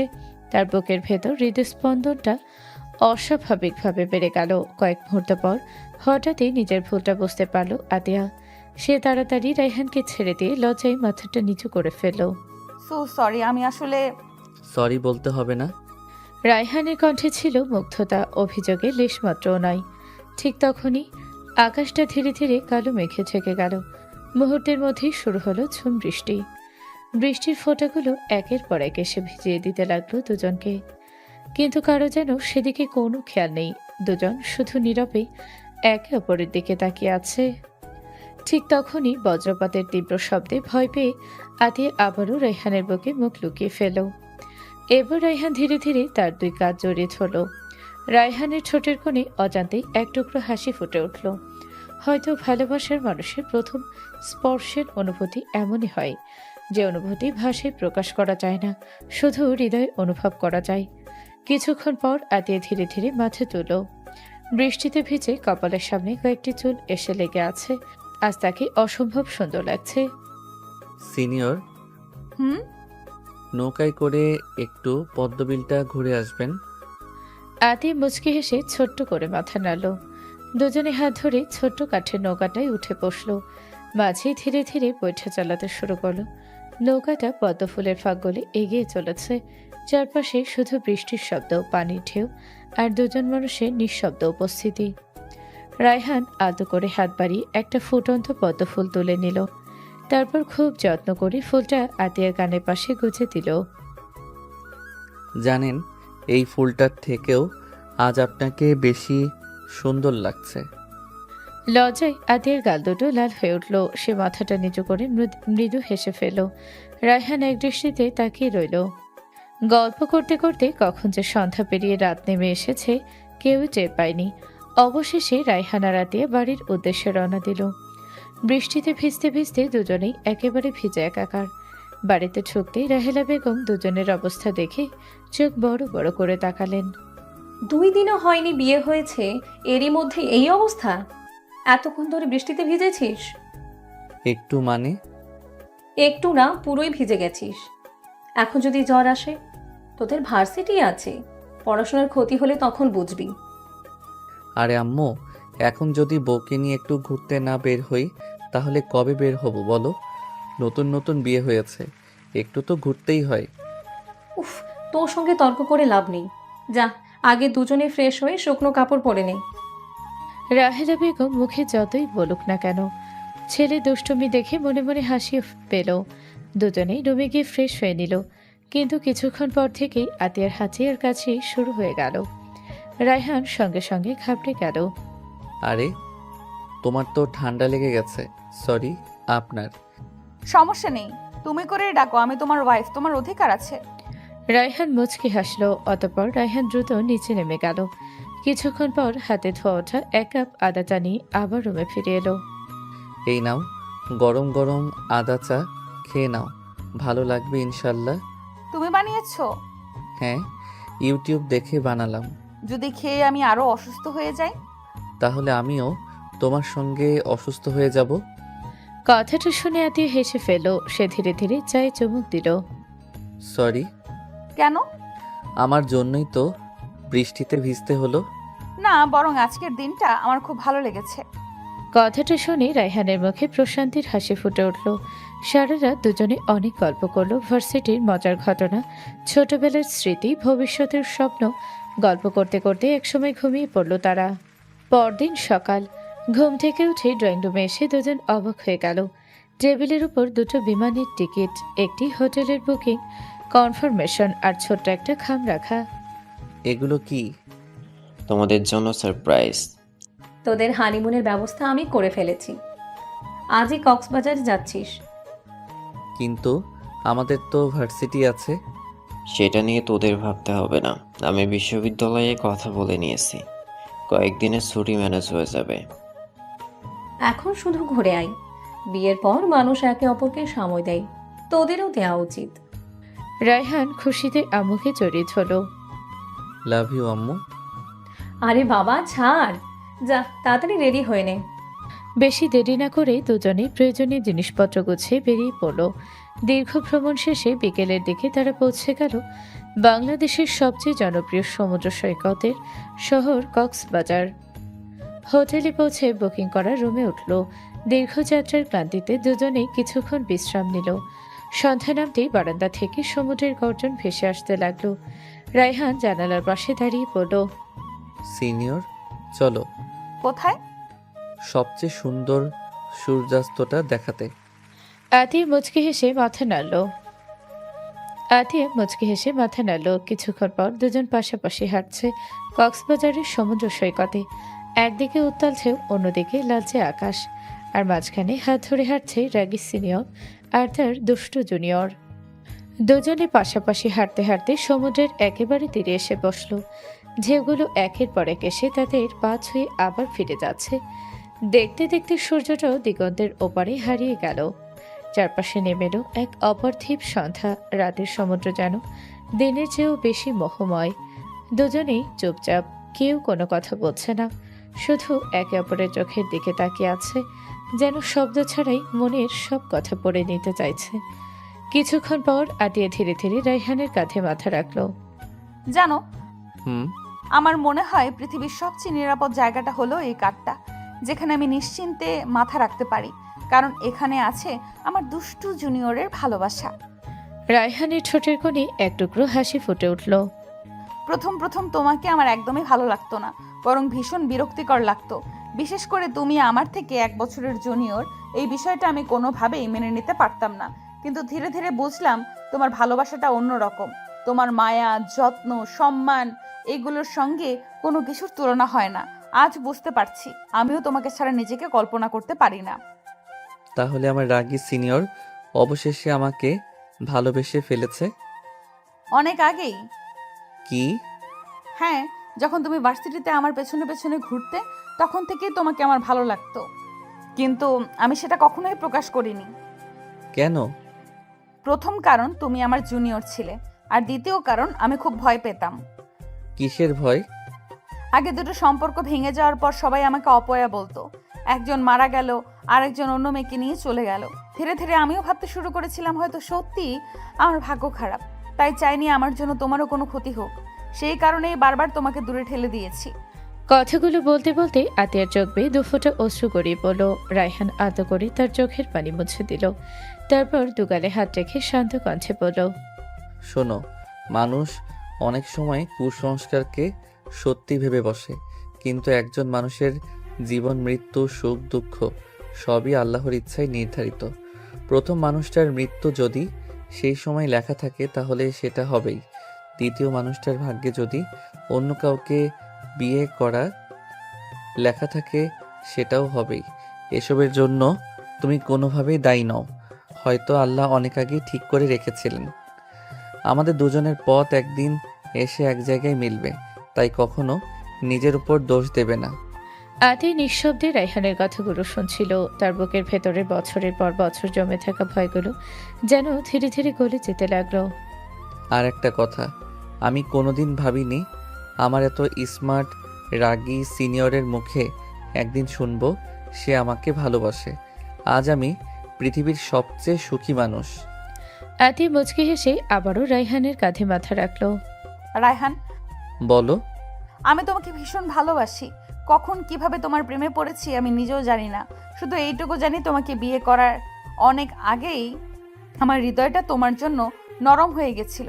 তুমি যখন ইচ্ছে করে আমাকে বিরক্ত করতে, আমার সামনে এসে দাঁড়াতে, নানান অজুহাতে কথা বলতে, বাইরে থেকে আমি রাগ দেখাতাম, কিন্তু ভেতরে ভেতরে আমার খুব ভালো লাগতো। শুধু ভয়টাই আমাকে তোমার কাছ থেকে দূরে রেখেছিল। কিন্তু যেদিন সবাই আমাকে একা ফেলে চলে গেল, সেদিন তুমি আমার পাশে দাঁড়িয়েছিলে, আমার সম্মানকে নিজের সম্মান ভেবে আগলে রেখেছিলে। সেদিন থেকেই তোমার প্রতি আমার ভালোবাসাটা 1000 গুণ বেড়ে গেছে। আজ আর সেটা লুকিয়ে রাখতে পারছি না। আর এতদিন তোমার সঙ্গে ইচ্ছে করে খারাপ ব্যবহার করেছি, তার জন্য সরি। আতি আলতো করে আবারও রায়হানের 2 হাত নিজের হাতে জড়িয়ে ধরল। একটা কথা রাখবে? তোমার জন্য 1000টা কথাও রাখবো। কোনোদিন আমাকে ছেড়ে চলে যেও না। আমি সত্যিই তোমাকে ছাড়া থাকতে পারবো না। ভীষণ ভীষণ ভালোবাসি তোমাকে। রায়হান মুচকি হেসে আতিয়ার কপালে আলতো করে একটি চুম্বন এঁকে দিল। ইনশাল্লাহ, যতদিন আল্লাহ আমাদের হায়াত রেখেছেন ততদিন তোমার হাতটা এভাবেই ধরে রাখবো।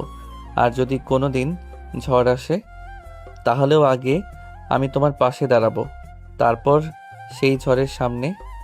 আতিয়া হাসতে হাসতে চোখের পানি মুছে আবারও রায়হানকে জড়িয়ে ধরল। রুমে এসে আতিয়া ফ্রেশ হয়ে আসলো, অতঃপর রায়হানের দিকে তাকিয়ে বলল। যাও ফ্রেশ হয়ে নাও। রায়হান মুচকি হেসে হ্যাবোদক মাথা নাড়ালো, অতঃপর চলে গেল অশ্রমে ফ্রেশ হতে। 10 মিনিট পর অশ্রম থেকে বের হতেই রায়হান হতভম্ব হয়ে তাকিয়ে রইল সামনে বসা তার অর্ধাঙ্গিনীর দিকে, যাকে অসম্ভব বেশি সুন্দর লাগছে। বিয়ের সেই লেহেঙ্গাটাতে অনেক বেশি সুন্দর লাগছে। হালকা সাজ আর হালকা কিছু গহনা, একদম নতুন বইয়ের মতো লাগছে। মাশাল্লাহ বলেই ধীর পায়ে এগিয়ে আসলো আতিয়ার দিকে। আতিয়া লজ্জা মাখামুখ নিয়ে এক পলক তাকালো রায়হানের দিকে। রায়হানের ভেজা চুলবে এখনো টপটপ করে পানি পড়ছে, কাঁধ বুক ভিজিয়ে দিচ্ছে, যা দেখে আতিয়ার হৃদস্পন্দন বেড়ে বেড়ে গেল। রায়হান এবার ধীরে ধীরে আতিয়ার অনেকটা কাছে এসে বসল। আলতো করে থুতনি ধরে কপালে গালে চুমু এঁকে দিল। আতিয়ার নিঃশ্বাস ভারী হয়ে এলো। রায়হান পাগলের মতো গলায় ঠোঁটে চুমু খাচ্ছে। ধীরে ধীরে লজ্জা, অভিমান আর দূরত্বের সব দেয়াল ভেঙে একে অপরের আরো কাছাকাছি এলো তারা। নীরব রাত আর ভালোবাসার উষ্ণতায় দুটি হৃদয় মিলেমিশে এক হয়ে গেল। বাহিরের সমুদ্রের ঢেউ গর্জে উঠছিল, আর ভেতরে শুরু হলো তাদের নতুন জীবনের সবচেয়ে সুন্দর অধ্যায়। পরদিন সকালে ঘুম থেকে উঠে ফ্রেশ হয়ে নিল আতিয়া। হালকা রঙের একটি শাড়ি পরে কপালে ছোট লালটি পেকে আয়নার সামনে দাঁড়াতেই নিজের অজান্তেই ঠোঁটের কোণে হাসি ফুটে উঠল। রুমের দিকে ফিরে তাকিয়ে দেখল রায়হান তখনও গভীর ঘুমে আচ্ছন্ন। মুচকি হেসে সে ধীরে ধীরে বিছানার পাশে গিয়ে বসল। ভেজা চুলে ডগা দিয়ে আলতো করে রায়হানের মুখে ছোঁয়া দিতেই সে একটু নড়ে চড়ে উঠল, কিন্তু ঘুম ভাঙল না। আতিয়া উঠে চলে যেতে নিতেই আচমকা রায়হান তার হাতটা ধরে ফেলল। এই যে আমার মিষ্টি সিনিয়র বউ, আমাকে ফাঁকি দিয়ে কোথায় যাচ্ছ? সকাল হয়ে গেছে, ওঠো। আজ সমুদ্রে যাবে না? যাব, তবে আগে আমার বউকে একটু আদর করি। আতিয়া লজ্জায় মুচকি হেসে মাথাটা নিচু করলো। রায়হান আলতো করে তার হাতটা নিজের হাতে নিয়ে বলল। প্রতিটা সকাল যদি এভাবেই তোমাকে দিয়ে শুরু হয় তাহলে জীবনে আর কিছু চাই না। কথাটা শুনে আতিয়া মৃদু হেসে তার বুকে মাথা রাখলো। হারিয়ে গেল স্বপ্নময় রাজ্যে। দেখতে দেখতে কেটে গেল তাদের কক্সবাজার ভ্রমণের 3টি সুন্দর দিন। বিকেলের শেষ আলোয় দুজনে আবার সমুদ্রের ধারে হাঁটতে বের হলো। কালো শাড়িতে আতিয়াকে অসম্ভব সুন্দর লাগছে, আর কালো পাঞ্জাবিতে রায়হানকেও যেন অন্যরকম স্মার্ট দেখাচ্ছে। দুজনে হাত ধরাধরি করে হাঁটছে, কখনো গল্প, কখনো হাসি, কখনো ছোট ছোট খুনসুটি। এসবের মাঝেই কেটে গেল তাদের 3 দিনের সবচেয়ে স্মরণীয় সফর। ফেরার সময় দুজনেই একবার পেছনে ফিরে সমুদ্রের দিকে তাকালো। আবার আসবো ইনশাল্লাহ। হ্যাঁ, এবার শুধু তুমি আর আমি নয়, আমাদের হাজারটা নতুন স্মৃতি নিয়েও আসবো। কক্সবাজার থেকে ফিরে দেখতে দেখতে কেটে গেল প্রায় 1 মাস। আতিয়া রায়হানের সংসারটা ধীরে ধীরে আরো সুন্দর হয়ে উঠছে। প্রতিদিন একসাথে ভার্সিটিতে যাওয়া, ক্লাস শেষে একসাথে বাসায় ফেরা, রাতে গল্প করা, সব মিলিয়ে দুজনের সম্পর্কটা আগের চেয়ে অনেক বেশি গভীর হয়ে উঠেছে। রায়হান এখনো আগের মতোই দুষ্টু।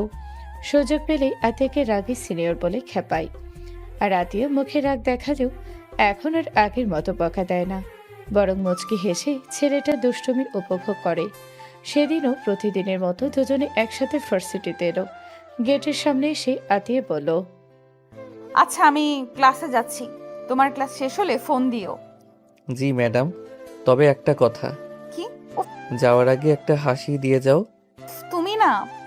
লজ্জা মিশ্রিত ছোট্ট একটা হাসি দিয়ে নিজের ডিপার্টমেন্টের দিকে চলে গেল আতিয়া। এদিকে রায়হান নিজের ক্লাসে ঢুকতে পুরো ক্লাস যেন হঠাৎ চুপ হয়ে গেল। কয়েকজন নতুন মুখ বসে আছে। স্যার ক্লাসে ঢুকে বললেন, আজ থেকে আমাদের ডিপার্টমেন্টে কয়েকজন নতুন শিক্ষার্থী যোগ দিয়েছে, সবাই যেন তাদের সহযোগিতা করো। একে একে সবাই নিজেদের পরিচয় দিতে লাগলো। হঠাৎ এক মেয়ের কণ্ঠ শুনে রায়হান কপাল কুঁচকে তাকালো। আসসালামু আলাইকুম, আমি নিহা। বাবার চাকরির কারণে অন্য জেলা থেকে এখানে ট্রান্সফার হয়েছি। আশা করি সবার সঙ্গে ভালো সম্পর্ক হবে। রায়হান কয়েক সেকেন্ড তাকিয়ে থেকে অবাক হয়ে উঠল। নিহা, মেয়েটাও রায়হানকে দেখে অবাক হয়ে গেল। রাইহান, তুমি এখানে? আরে কত বছর পর দেখা। দুজনের কথা শুনে পুরো ক্লাস অবাক হয়ে তাকিয়ে রইল। তুমি তো একদম পাল্টে গেছো। তুমিও তো। ক্লাস শেষে নিহা নিজেই রায়হানের দিকে এগিয়ে এলো। এতদিন কোথায় ছিলে? কোনো যোগাযোগই রাখলে না। জীবন নিয়ে ব্যস্ত হয়ে গিয়েছিলাম। আচ্ছা, আজকে ক্যান্টিনে বসে একটু গল্প করব, অনেক কথা জমে আছে। আচ্ছা চলো। ঠিক সেই সময় প্রথম ক্লাস শেষ করে ক্যান্টিনের পাশ দিয়ে যাচ্ছিল আতিয়া। দূর থেকে তার চোখ পড়ল রায়হানের দিকে। রায়হান এক অচেনা মেয়ের সঙ্গে বসে গল্প করছে, দুজনেই হাসছে। আতি কিছুক্ষণ দাঁড়িয়ে রইল, তার বুকের ভেতরটা অদ্ভুতভাবে কেঁপে উঠল। মেয়েটা কে? পরক্ষণই নিজেকে সামলে নিল সে। না, আমি কেন এসব ভাবছি? রায়হান তো আমাকে কখনো কষ্ট দেবে না। নিজেকে এভাবেই বুঝে সেখান থেকে চলে গেল আতিয়া। ক্লাস শেষ হতেই আতিয়া ব্যাগটা কাঁধে নিয়ে বাহিরে বের হলো। প্রতিদিনের মতো আজও সে ভেবেছিল রায়হান বাইক নিয়ে গেটের সামনে দাঁড়িয়ে থাকবে, কিন্তু আজ কোথাও তার দেখা নেই। আতিয়া মুচকি হেসে ফোনটা বের করলো। হয়তো ক্লাসে আটকে গেছে। রিং হতেই ওপাশ থেকে রায়হান কলটা রিসিভ করলো। হ্যালো জান। কোথায় তুমি? আমি গেটের সামনে দাঁড়িয়ে আছি। জান, একটা কথা বলি। আজকে তুমি একাই বাসায় চলে যাও প্লিজ। একা? হ্যাঁ, অনেক বছর পর একটা পুরনো ফ্রেন্ডের সঙ্গে দেখা হয়েছে। ওর সঙ্গে একটু বাইরে যাচ্ছি। প্লিজ রাগ করো না, আমি যত তাড়াতাড়ি পারি বাসায় চলে আসব। তুমি একটা রিক্সা নিয়ে চলে যাও, ঠিক আছে? কথাগুলো শুনে আতিয়া কিছুক্ষণ নিশ্চুপ হয়ে রইল। তার চোখের সামনে ভেসে উঠল দুপুরের সেই দৃশ্য। ক্যান্টিনে বসে একটা অচেনা মেয়ের সঙ্গে হাসতে হাসতে গল্প করছিল রায়হান। আচ্ছা, সাবধানে থেকো। ওকে জান, দেখা হবে বাসায়। কলটা কেটে গেল। আতিয়ার বুকের ভেতরটা কেমন যেন ভারী হয়ে উঠল। ওই মেয়েটাই কি তাহলে ওর সেই বন্ধু? না না, আমি এসব কি ভাবছি? রায়হান এমন ছেলে না। নিজেকে হাজারবার বুঝিয়ে একটা রিকশায় উঠে বসলো সে। বাড়িতে পৌঁছে মনটা শান্ত হলো না। বারবার ঘড়ির দিকে তাকাচ্ছে, বারবার ফোন হাতে নিচ্ছে। অবশেষে নিজেকে সামলাতে না পেরে রায়হানকে ফোন দিল, কিন্তু কোনো কলই রিসিভ হলো না। এবার অস্থিরতা ধীরে ধীরে ভয়ে পরিণত হতে লাগলো। ফোনটা ধরছে না কেন? কোনো সমস্যা হলো নাকি? সন্ধ্যা গড়িয়ে রাত হয়ে গেল। রাহেলা বেগম কয়েকবার খেতে ডাকলেন। মা, আয় খেয়ে নে। না আম্মু, রায়হান আসুক, তারপর একসাথে খাবো। ঠিক আছে, যেমন ইচ্ছা।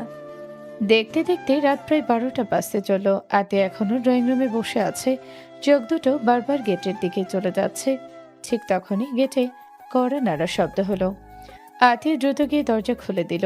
রায়হান ভেতরে ঢুকে ক্লান্ত মুখে একটা মুচকি হাসি দিল। সরি জান, অনেক দেরি হয়ে গেল। কিন্তু আজ সেই হাসিটা আতের কাছে আগের মতো লাগলো না। তার মনে অদ্ভুত একটা খচখচানি কাজ করছে। এত রাত হলো কেন? আরে অনেক বছর পর একটা বন্ধুর সঙ্গে দেখা হলো তো, গল্প করতে করতে সময়ের খেয়ালই ছিল না। যাই হোক, খুব ঘুম পাচ্ছে, আমি রুমে যাচ্ছি। তুমি খাবে না? না, আমি বাইরে খেয়ে এসেছি।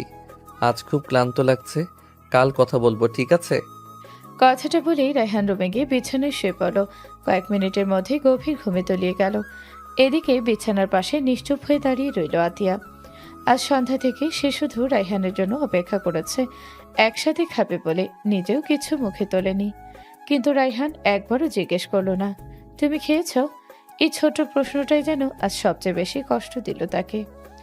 চোখের কোণে অজান্তেই পানি জমে উঠল। সে ধীরে ধীরে আলো নিভিয়ে বিছানার অন্য পাশে গিয়ে শুয়ে পড়ল।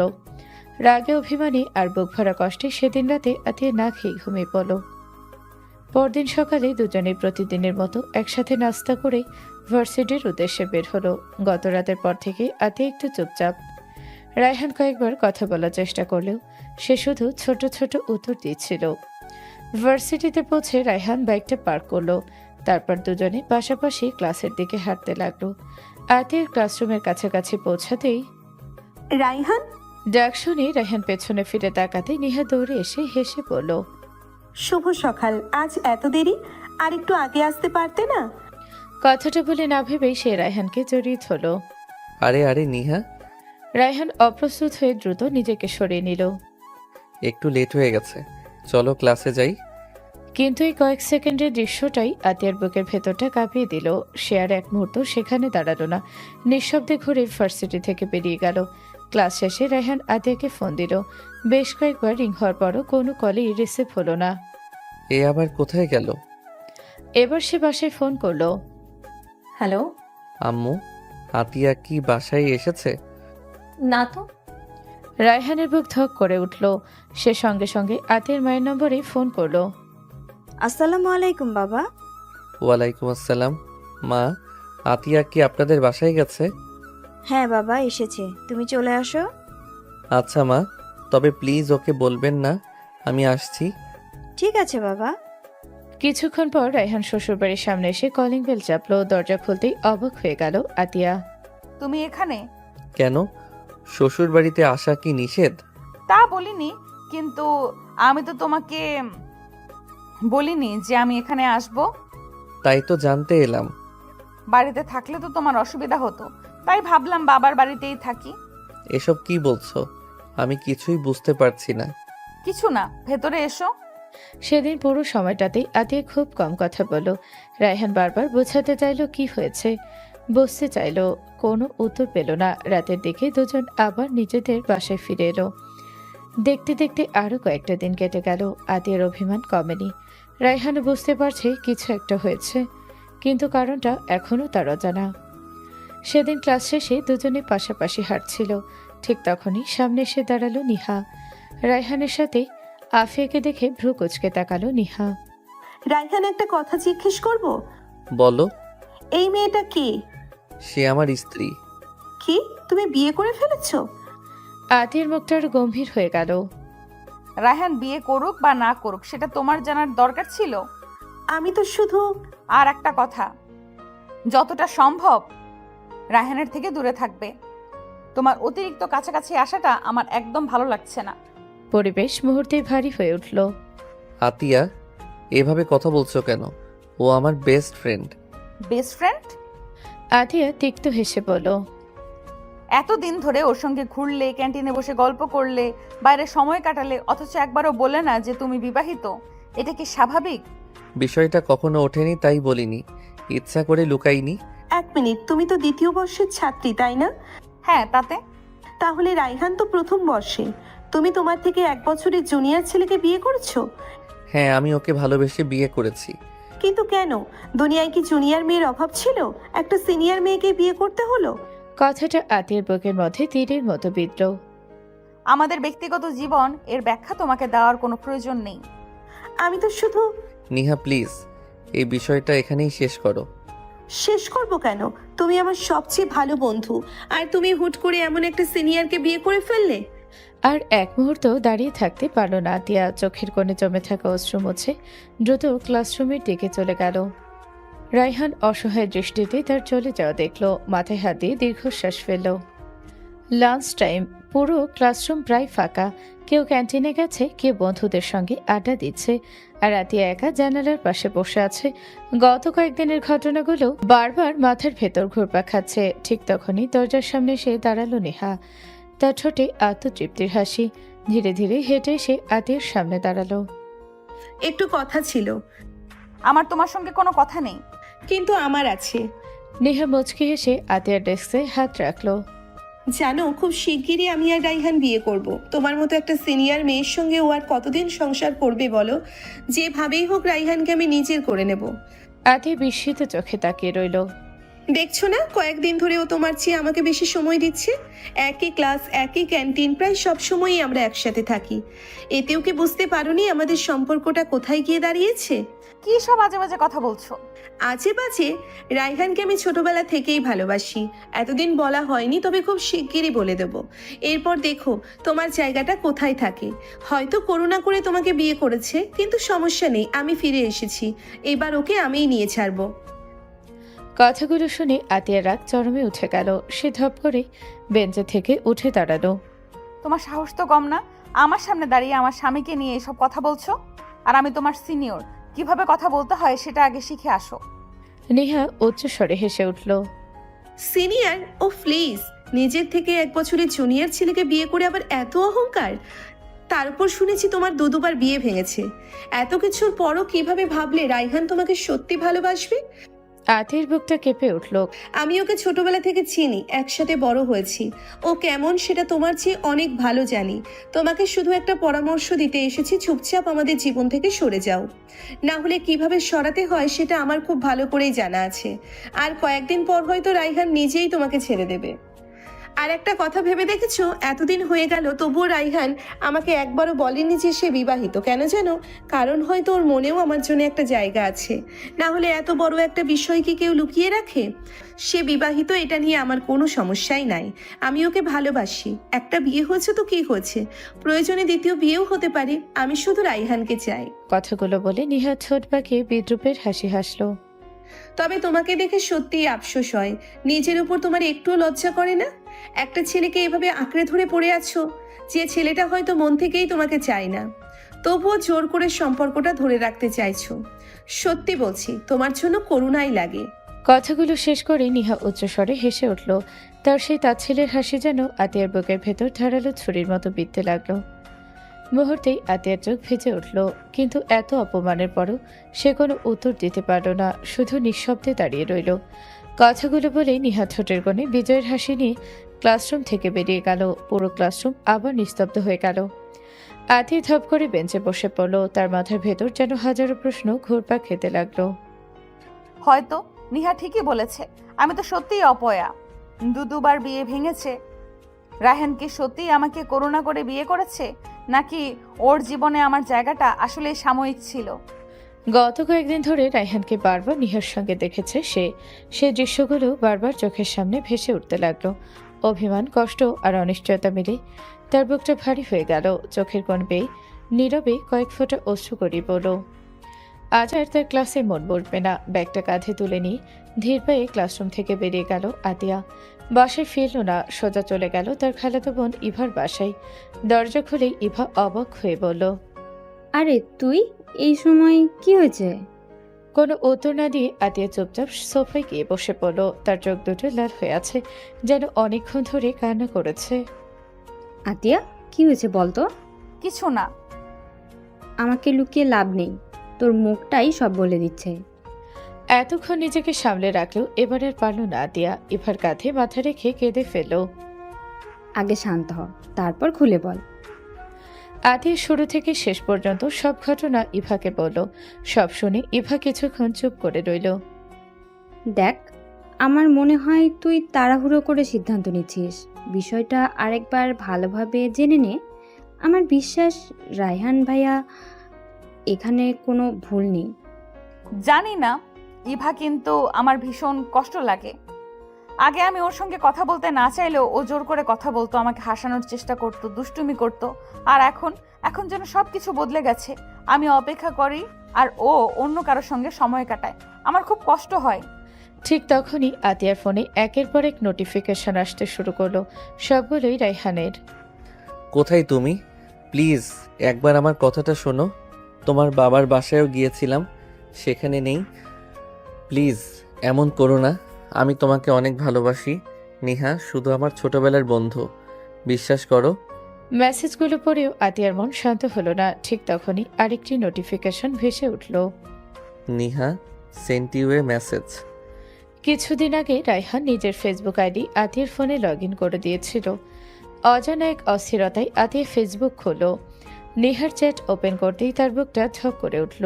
সর্বশেষ মেসেজে লেখা, রাইহান, তুমি এটা কি করলে? আমি তো ছোটবেলা থেকেই তোমাকে ভালোবাসি, আর তুমি কিনা একটা সিনিয়র মেয়েকে বিয়ে করে ফেললে। আরও একটি মেসেজ, ওকে ছেড়ে দাও, আমাকে বিয়ে করো। আমি তোমাকে অনেক বেশি ভালোবাসবো। ও তোমার থেকে বয়সে বড়, আমার মতো মেয়েকেই তোমার মানায়। এরপর, আমি তোমার সঙ্গে দেখা করতে চাই। কোথায় আসবো বলো? আতি দ্রুত আগের মেসেজগুলো দেখতে লাগলো। সেখানে দেখা গেল কয়েকদিন ধরে প্রায় নেহা প্রতিদিনই রায়হানকে নানা কথা লিখেছে। কি করছো? খেয়েছো? আজ দেখা হবে? ব্যস্ত আছি। ক্যান্টিনে আসো।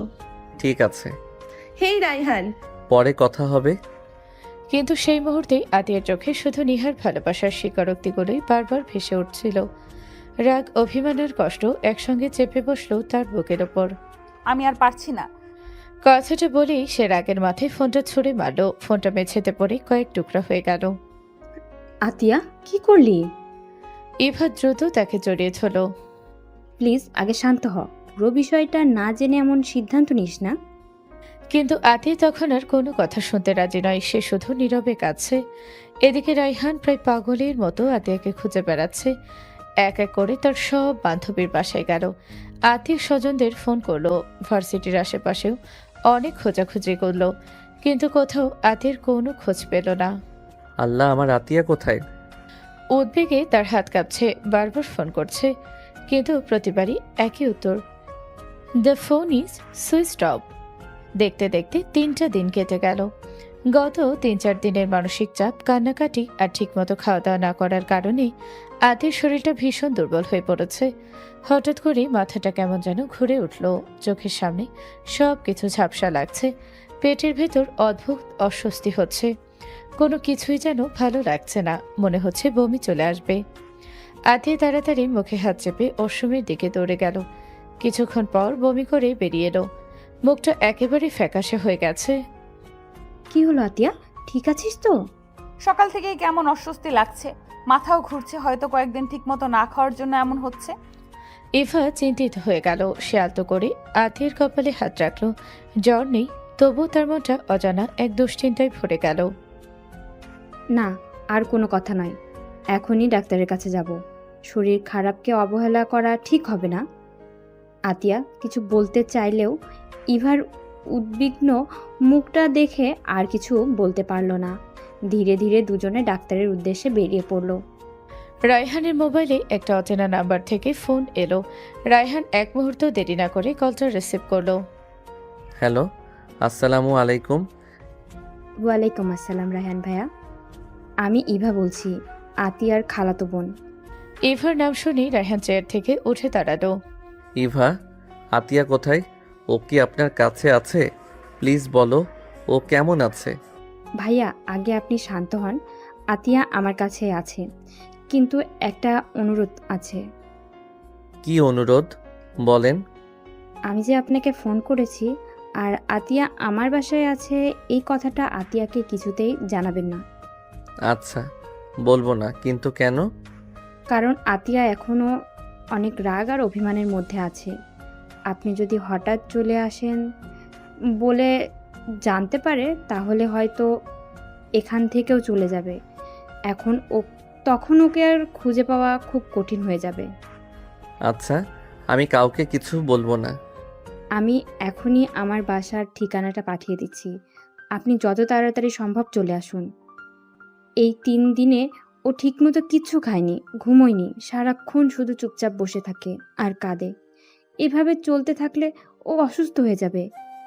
আপনি ছাড়া এখন ওকে কেউ সামলাতে পারবে না। কথাগুলো শুনে রায়হানের বুকটা মোচড় দিয়ে উঠল। তার চোখ ভিজে গেল। আমি এখনই আসছি, প্লিজ শুধু ওকে কোথাও যেতে দিয়েন না। চিন্তা করবে না, আমি আছি। কলটা কেটে যেতেই রায়হান এক মুহূর্ত দেরি করল না। টেবিলের ওপর থেকে বাইকের চাবিটা তুলে নিয়ে প্রায় দৌড়ে বাড়ি থেকে বেরিয়ে গেল। আজ 3 দিন পর হয়তো সে আবার তার ভালোবাসার মানুষটার মুখ দেখতে পাবে। ইভার দেওয়ার ঠিকানা অনুসরণ করে বেশ কিছুক্ষণ পর সেখানে পৌঁছালো রায়হান। ইভা দরজা খুলে ধীরে ধীরে বলল, আসতে যান ভাইয়া, আতিয়া ছাদে আছে। আর প্লিজ রাগ করবেন না, আগে ওর কথাগুলো শুনবেন। হুম। ধীর পায়ে সিঁড়ি বেয়ে ছাদে উঠে গেল রায়হান। রেলিংয়ের পাশে দাঁড়িয়ে আছে আতিয়া। বিকেলের হালকা বাতাসে তার চুলগুলো এলোমেলো হয়ে উঠছে। সে এক দৃষ্টিতে আকাশের দিকে তাকিয়ে নিঃশব্দে কাঁদছে। দৃশ্যটা দেখে রায়হানের বুকটা হু হু করে উঠল। ধীরে ধীরে সে আতিয়ার পেছনে গিয়ে দাঁড়ালো। কোনো কথা না বলে আলতো করে তাকে পেছন থেকে জড়িয়ে ধরল। আতিয়ার শরীরটা কেঁপে উঠল। রায়হান চোখটা বন্ধ করে শান্ত গলায় বলল, কেন এমন করলে তুমি সিনিয়র? এই 3 দিনে একবারও কি আমার কথা মনে পড়েনি? আমাকে কি এতটুকুও বিশ্বাস করতে পারলে না? আতিয়া কয়েক সেকেন্ড নিশ্চুপ হয়ে রইল। তারপর আচমকাই রায়হানের হাত দুটো নিজের শরীর থেকে সরিয়ে দিয়ে কয়েক কদম দূরে সরে গেল। তুমি এখানে কেন এসেছো? কে তোমাকে এই ঠিকানা দিয়েছে? সেগুলো এখন গুরুত্বপূর্ণ না সিনিয়র। আমার কাছে গুরুত্বপূর্ণ। বলো, কে বলেছে? প্লিজ শান্ত হও।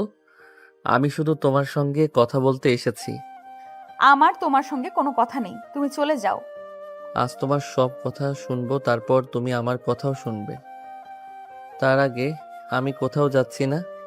আমি তো সেদিনও তোমার কথা শুনেছিলাম রায়হান, তার ফল কি হয়েছে?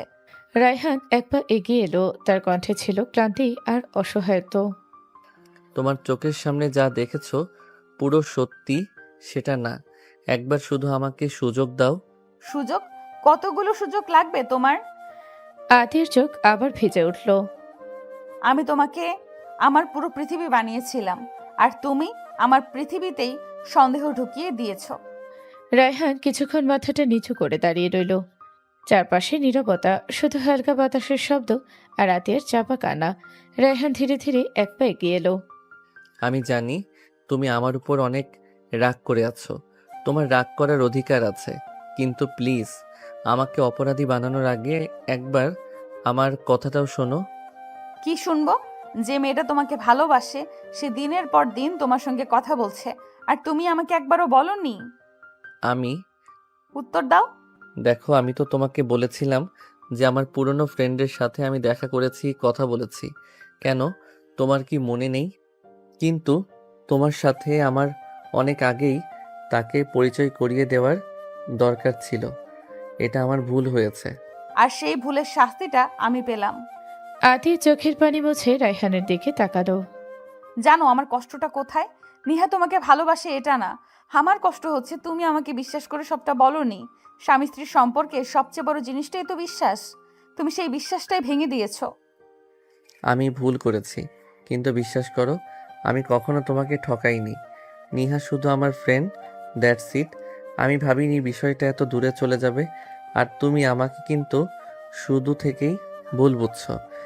নিহা আমার ফ্রেন্ড, তাই আমি ওকে ফ্রেন্ডের মতোই ট্রিট করেছি, কিন্তু আমি বুঝিনি কখনো যে নেহা এমন একটা কাজ করবে। আমি শুধু পুরনো ফ্রেন্ড হিসেবে তার সাথে কথা বলেছি, এর থেকে বেশি কিছু না। বিশ্বাস করো। তাহলে তোমাকে কেন বলেছে আমাকে ছেড়ে ওকে বিয়ে করতে? আর তুমি যে বিবাহিত সেটা কেন এতদিন ওর কাছে গোপন ছিল? এই কাজটাকে তুমি ঠিক করেছো রায়হান?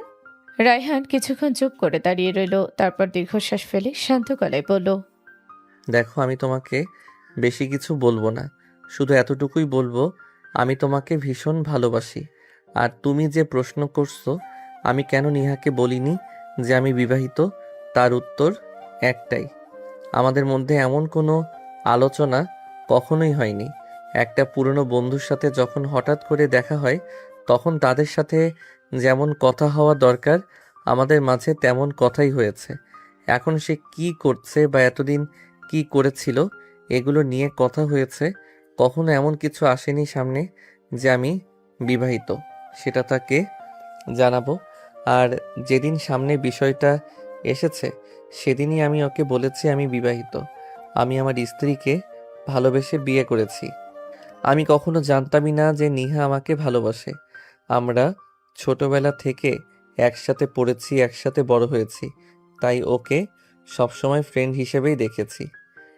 রায়হান পুনরায় একটা দীর্ঘ নিঃশ্বাস ছেড়ে বলল, তুমি শুধু দেখেছো নিহা আমাকে কি কি লিখেছে, কিন্তু আমি ওর জবাবে কি লিখেছি সেটা একবারও দেখার চেষ্টা করনি। আতিয়া মাথাটা নিচু করে রইল, তার চোখ বেয়ে টপ টপ করে পানি পড়ছে। আমি শুধু একটা কথাই বলতে চাই, যদি তোমার বিন্দু মাত্র সন্দেহ থাকে যে আমি তোমাকে ভালোবাসি না অথবা অন্য কোনো মেয়ের প্রতি আমার কোনো অনুভূতি আছে, তাহলে তোমার আমার কাছে ফিরে আসার কোনো প্রয়োজন নেই। কারণ বিশ্বাস কখনো জোর করে আদায় করা যায় না, বিশ্বাস মানুষ নিজের ইচ্ছাই করে। আমি এমন কোনো কাজ করিনি যার জন্য তুমি আমাকে অবিশ্বাস করবে। এতদিন তোমার পেছনে ঘুরেছি, তোমাকে ভালোবেসে বিয়ে করেছি, তারপরও যদি তোমার মনে হয় আমি তোমার সঙ্গে বিশ্বাসঘাতকতা করেছি তাহলে এখানে আমার আর কিছু বলার নেই। রায়হানের চোখ ভিজে উঠল। এই 3টা দিন তুমি আমার সঙ্গে কোনো যোগাযোগ করনি।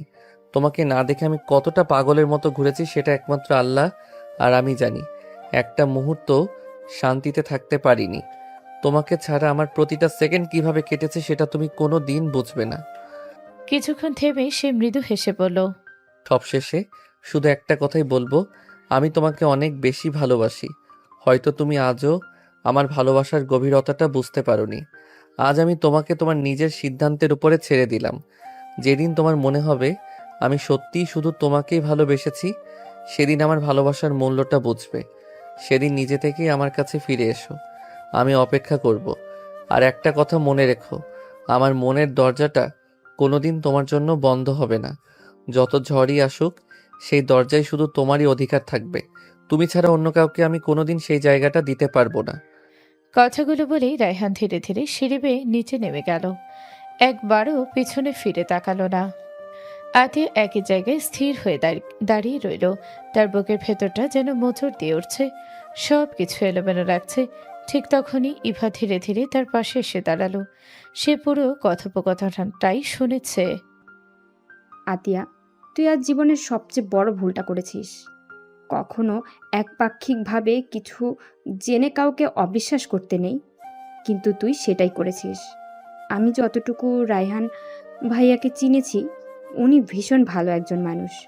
তোকে অন্ধকারের মতো ভালোবেসেছে, তোকে অন্ধের মতো ভালোবেসেছে, আর তুই দিনের পর দিন শুধু ওনাকে কষ্ট দিয়ে গিয়েছিস। আতিয়া নিঃশব্দে কান্না করছে। ইভা আবার বলল, তুই সবসময় একটু রাগী আর জেদি ছিলি, কিন্তু এই জেদটা যদি তুই এখন না ছাড়িস, তাহলে একটা সময় এমন আসবে যখন শুধু আফসোস করেই কাটাতে হবে। জানিস, ওই 3 দিন রায়হান ভাইয়া ঠিক মতো কিচ্ছু খায়নি। তোর খোঁজে তোর সব বান্ধবীর বাসায় পর্যন্ত গিয়েছে, প্রায় পাগলের মতো খুঁজেছে তোকে। আর তুই বলছিস নিহার কথা? যদি ভাইয়ার মনে অন্য কিছু থাকতো, তাহলে প্রথম দিনই কি তাকে নিহার সামনে নিজের স্ত্রী বলে পরিচয় দিত? কখনোই না, বরং লুকিয়ে রাখতো। কিন্তু উনি সবার সামনে গর্ব করে বলেছে, শি ইজ মাই ওয়াইফ। এত কিছুর পরও তুই ওনাকে ভুল বুঝলি? ইভার প্রতিটা কথা আতিয়ার বুকের ভেতর ছুরির মতো বিঁধতে লাগলো। সে বুঝতে পারছে রাগের মাথায় সে হয়তো সত্যি অনেক বড় ভুল করে ফেলেছে। চোখের পানি আর আটকাতে পারল না, অঝরে কাঁদতে লাগলো সে। কিন্তু কোনো উত্তর দিল না। হঠাৎ করে দ্রুত নিচে নেমে বাড়ি থেকে বেরিয়ে গেল। আতিয়া, কোথায় যাচ্ছিস? আতিয়া একবারও পেছনে তাকালো না। কয়েক মুহূর্ত পর সে তার বাবার বাড়িতে পৌঁছে গেল। কাপা হাতে কলিং বেল চাপতেই দরজাটা খুলে দিলেন আতিয়ার আম্মু। দরজা খুলেই মেয়ের কান্না ভেজা মুখটা দেখে তিনি এক মুহূর্তের জন্য থমকে গেলেন। পরক্ষণেই হাত ধরে তাকে ঘরের ভেতর নিয়ে এলেন। তোর মতো মেয়ে জন্ম দিয়ে আমি আজ সত্যি আফসোস করছি। এত ভালো একটা ছেলে, এত ভালো একটা পরিবার পেয়েও তুই তাদের এত কষ্ট দিলি। ছেলেটা গত 3 দিন ধরে পাগলের মতো ঘুরছে, না ঠিক মতো খেয়েছে, না ঘুমিয়েছে, না নিজের দিকে কোনো খেয়াল রেখেছে। কয়েকবার আমাদের বাসায় এসেছে শুধু তোর খোঁজ নিতে। আর তুই তুই কি করলি? আতিয়া মাথাটা নিচু করে দাঁড়িয়ে আছে, চোখ দিয়ে অনবরত পানি পড়ছে। ছেলেটা তোর জন্য কত কিছু করেছে জানিস? সব মানুষের কথা উপেক্ষা করে তোকে বিয়ে করেছে, তোকে সম্মান দিয়েছে, ভালোবেসেছে, আগলে রেখেছে। আর তুই, রিপিট, সব মানুষের কথা উপেক্ষা করে তোকে বিয়ে করেছে, তোকে সম্মান দিয়েছে, ভালোবেসেছে, আগলে রেখেছে। আর তুই তুই সেই ছেলেটার ভালোবাসার দাম এভাবে দিলি? আমি ভাবতেই পারছি না ওর এই সুন্দর স্টুডেন্ট লাইফটাও তোর জন্য এলোমেলো হয়ে গেল। ওর অপরাধটা কি ছিল? শুধু তোকে ভালোবাসা? ঠিক তখনই আতিয়ার আব্বু ড্রয়িং রুমে এসে দাঁড়ালেন। তার চোখে মুখে স্পষ্ট রাগ আর হতাশা। আমি তোকে রাজকন্যার মতো বড় করেছি। ভেবেছিলাম বড় হয়ে তুই আমাদের মুখ উজ্জ্বল করবি, কিন্তু আজ তোর কাজের জন্য মাথা নিচু হয়ে যাচ্ছে। এত ভালো একটা স্বামী, এত ভালো একটা পরিবার সব পেয়েও কেন তাদের কষ্ট দিচ্ছিস? সবসময় শুধু নিজের দিকটা ভাবলে হয় না মা। কিছুক্ষণ থেমে তিনি আবার বললেন, রায়হান আমাকে সব খুলে বলেছে, আমি নিজেও বিষয়টা খোঁজ নিয়ে দেখেছি। মিয়া ইচ্ছা করেই তোকে এসব বলেছে। ওর উদ্দেশ্য ছিল তোদের দুজনের মধ্যে দূরত্ব তৈরি করা, শুধু রায়হানকে নিজের করে পাওয়ার জন্য। আর তুই একবারও সত্যিটা যাচাই করার চেষ্টা করলি না? তুই তো ওর থেকে 1 বছরের সিনিয়র। তোর কি এতটুকু জ্ঞান বুদ্ধিও নেই যে বুঝবি একটা মেয়ে তোকে ফাঁসানোর চেষ্টা করছে? আর সত্যিই বলতে লজ্জা লাগছে, তুই আমার মেয়ে। এতটুকু বলেই তিনি রাগে নিজের রুমে চলে গেলেন। আম্মু ভারী নিঃশ্বাস ফেলে তার পেছনে চলে গেলেন। পুরো বাড়িটা নিস্তব্ধ হয়ে গেল। আতিয়া ধপ করে সোফায় বসে পড়ল, হামা করে কাঁদতে লাগলো। নিজের উপরই প্রচণ্ড রাগ হচ্ছে তার। সে কি করেছে? একবারও সত্যিটা জানার চেষ্টা করেনি। হঠাৎ তার মনে পড়ল ভাঙা ফোনটা। তাড়াতাড়ি ফোনটা হাতে নিল। অনেক কষ্টে স্ক্রিন অন করে আবারও রায়হানের ফেসবুক আইডিতে ঢুকলো। ফোনটা ভেঙে যায়, ঠিকমতো কাজ করছে না। তো বসে একে একে মেসেজগুলো খুলল। আর পরের মুহূর্তেই তার বুকটা যেন থেমে গেল। রায়হানের পাঠানো মেসেজগুলো ছিল, শোনো নিহা, আমার জীবনের একমাত্র নারী আতিয়া। আমি ওকে ভীষণ ভালোবাসি আর সারা জীবন ভালোবাসবো। তুমি আমাদের সংসারে যে ঝামেলা সৃষ্টি করেছো তার জন্য আমি তোমাকে কোনোদিন ক্ষমা করব না। আমি তোমাকে নিজের বেস্ট ফ্রেন্ড ভেবেছিলাম। তুমি যে পেছন থেকে এভাবে আঘাত করবে সেটা কখনো কল্পনাও করিনি। আমাকে বিয়ে করার কথা আর কোনোদিন বলবে না। আমি তোমাকে কখনোই বিয়ে করব না। প্রয়োজনে সারা জীবন একাই থেকে যাব, তবুও আতিয়া ছাড়া অন্য কোনো নারীকে আমার জীবনে জায়গা দেব না। যদি জানতাম তুমি এমন করবে তাহলে কোনোদিন তোমার মতো বন্ধুকে আমার জীবনে জায়গা দিতাম না। আজ থেকে আমার সঙ্গে কোনো ধরনের যোগাযোগ করার চেষ্টা করবে না। I hate you. I love only Atiya. She is my wife. মেসেজগুলো পড়ে আতিয়ার হাত থেকে ফোনটা মেঝেতে পড়ে গেল। সে দুহাত দিয়ে নিজের মুখ চেপে ধরে কাঁদতে লাগলো। আমি আমি কি করে পারলাম? একবারও ওর কথাটা শুনলাম না, শুধু অন্যের কথা বিশ্বাস করে ওকে এতটা কষ্ট দিলাম। ঠিক তখনই আবার কলিং বেলের শব্দ ভেসে এলো। আতিয়া চোখের পানি মুছে দরজার দিকে এগিয়ে গেল। দরজা খুলতেই সে অবাক হয়ে গেল। সামনে দাঁড়িয়ে আছে নিহা, কিন্তু আজ তার মুখে সেই অহংকার নেই। চোখ দুটো কান্নাই লাল। পরের মুহূর্তেই নিহা হঠাৎ আতির পায়ে লুটিয়ে পড়ল। আপু, আমাকে ক্ষমা করে দিন প্লিজ। আমি অনেক বড় ভুল করেছি। আমি রাইহানকে ভালোবাসতাম। সেই ভালোবাসা থেকেই আপনাকে মিথ্যা কথা বলেছি। আপনাদের আলাদা করতে চেয়েছিলাম, কিন্তু বিশ্বাস করুন আমাদের মধ্যে বন্ধুত্ব ছাড়া অন্য কোনো সম্পর্ক কোনোদিনই ছিল না। আমি মিথ্যা বলেছিলাম। প্লিজ আপু, আমাকে ক্ষমা করে দিন। আতিয়া স্তব্ধ হয়ে দাঁড়িয়ে রইল। তার মুখ দিয়ে কোনো কথাই বের হলো না। নেহা চোখের পানি মুছে ধীরে ধীরে উঠে দাঁড়ালো। আমি আমার শাস্তি পেয়ে গেছি। রাইহান আমাকে সব জায়গা থেকে ব্লক করে দিয়েছে। আপনি প্লিজ রাইহানকে আর কষ্ট দেবেন না। আপনার মতো করে কেউ ওনাকে ভালো রাখতে পারবে না। এতটুকু বলেই নিহা ধীরে ধীরে সেখান থেকে চলে গেল। আতিয়া দরজার সামনে স্থির হয়ে দাঁড়িয়ে রইল। আজ নিজের সব ভুল তার চোখের সামনে পরিষ্কার হয়ে গেছে। সে রায়হানকে যতটা কষ্ট দিয়েছে তার হাজার ভাগের এক ভাগ কষ্ট রায়হান কোনোদিন পাওয়ার যোগ্য ছিল না। তার চোখ দিয়ে আবারও অঝরে অশ্রু গড়িয়ে পড়তে লাগলো। আর নিজেকে সামলে রাখতে পারল না আতিয়া। পরের মুহূর্তেই ছুটে বেরিয়ে গেল রায়হানদের বাড়ির উদ্দেশ্যে। বেশ কিছুক্ষণ পর রায়হানদের বাড়ির কলিং বেল বেজে উঠল। দরজা খুলেন রাহেলা বেগম। দরজার সামনে কান্নায় ভেঙে পড়া আতিয়াকে দেখে তিনি মুহূর্তের জন্য স্তব্ধ হয়ে গেলেন। মা, এতদিন কোথায় ছিলি?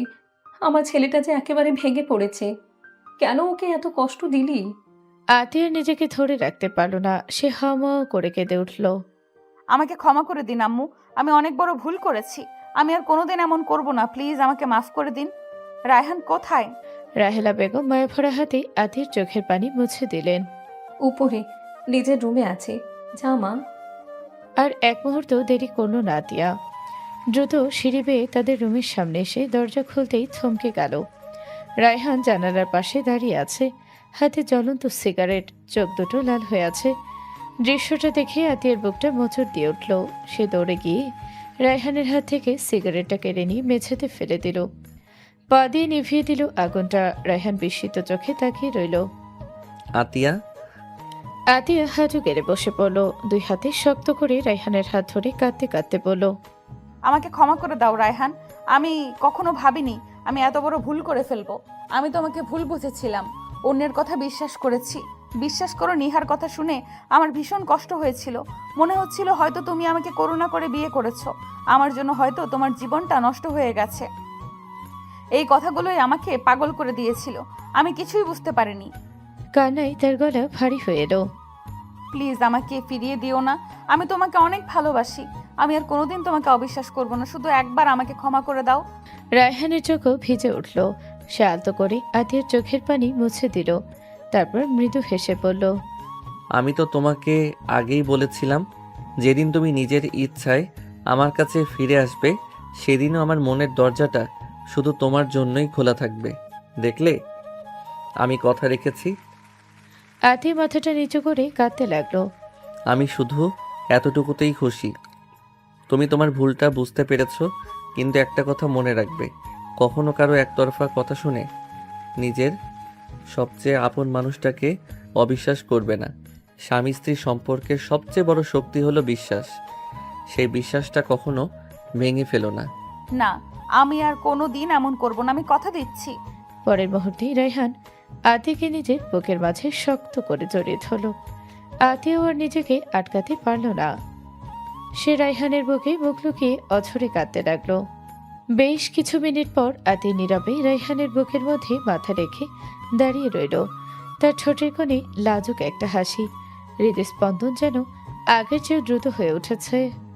জানো, আজ তোমাকে এমন একটা সুখবর দেব যেটা শুনলে হয়তো এতদিনের সব কষ্ট এক মুহূর্তেই ভুলে যাবে। তাই নাকি? বলো তো শুনি, কি সেই সুখবর আমার রাগী সিনিয়র? আতি ধীরে ধীরে মাথা তুলে লাজুক চোখে রায়হানের দিকে তাকালো। রায়হান মুচকি হেসে ফোনাচি অপেক্ষা করতে লাগলো। কি হলো বলছো না কেন? আতি কিছুক্ষণ চুপ করে রইল। লজ্জায় তার গাল দুটো টকটকে লাল হয়ে গেছে। অবশেষে খুব আস্তে করে ফিসফিসিয়ে পড়ল। মিস্টার দুষ্টু জুনিয়র, আপনি আর শুধু জুনিয়র থাকবেন না। আচ্ছা।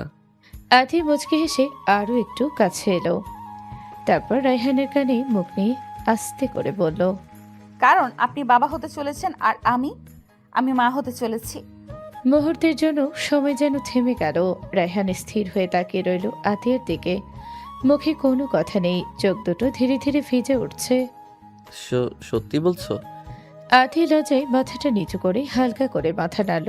পরের মুহূর্তেই রায়হান আনন্দে আতিয়াকে কোলে তুলে নিল। ঘোরাতে ঘোরাতে শিশুর মতো হেসে উঠল।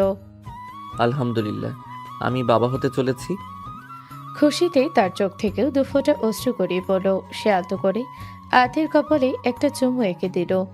ধন্যবাদ আমাকে পৃথিবীর সবচেয়ে সুন্দর উপহারটা দেওয়ার জন্য। তারপর আর এক মুহূর্ত দেরি না করে সে দৌড়ে নিচে নেমে গেল। আম্মু আব্বু কোথায় তোমরা? রাহেলা বেগম আর তার স্বামী তাড়াতাড়ি করে বেরিয়ে এলেন। কি হয়েছে বাবা, এভাবে চিৎকার করছিস কেন? আম্মু, আমি বাবা হতে চলেছি, তোমরা দাদা দাদি হতে চলেছ। কথাটা শুনি দুজনের মুখে যেন আনন্দের ঝলক ফুটে উঠল। রাহেলা বেগম আনন্দে চোখের পানি মুছে ছেলের মাথায় হাত বুলিয়ে দিলেন। আলহামদুলিল্লাহ, আল্লাহ আমাদের দোয়া কবুল করেছেন। আলহামদুলিল্লাহ, আর সত্যিই আমাদের ঘরটা পূর্ণ হয়ে গেল। পুরো বাড়িটা আনন্দে ভরে উঠল। হাসি, দোয়া আর ভালোবাসায় কেটে গেল অনেকটা সময়।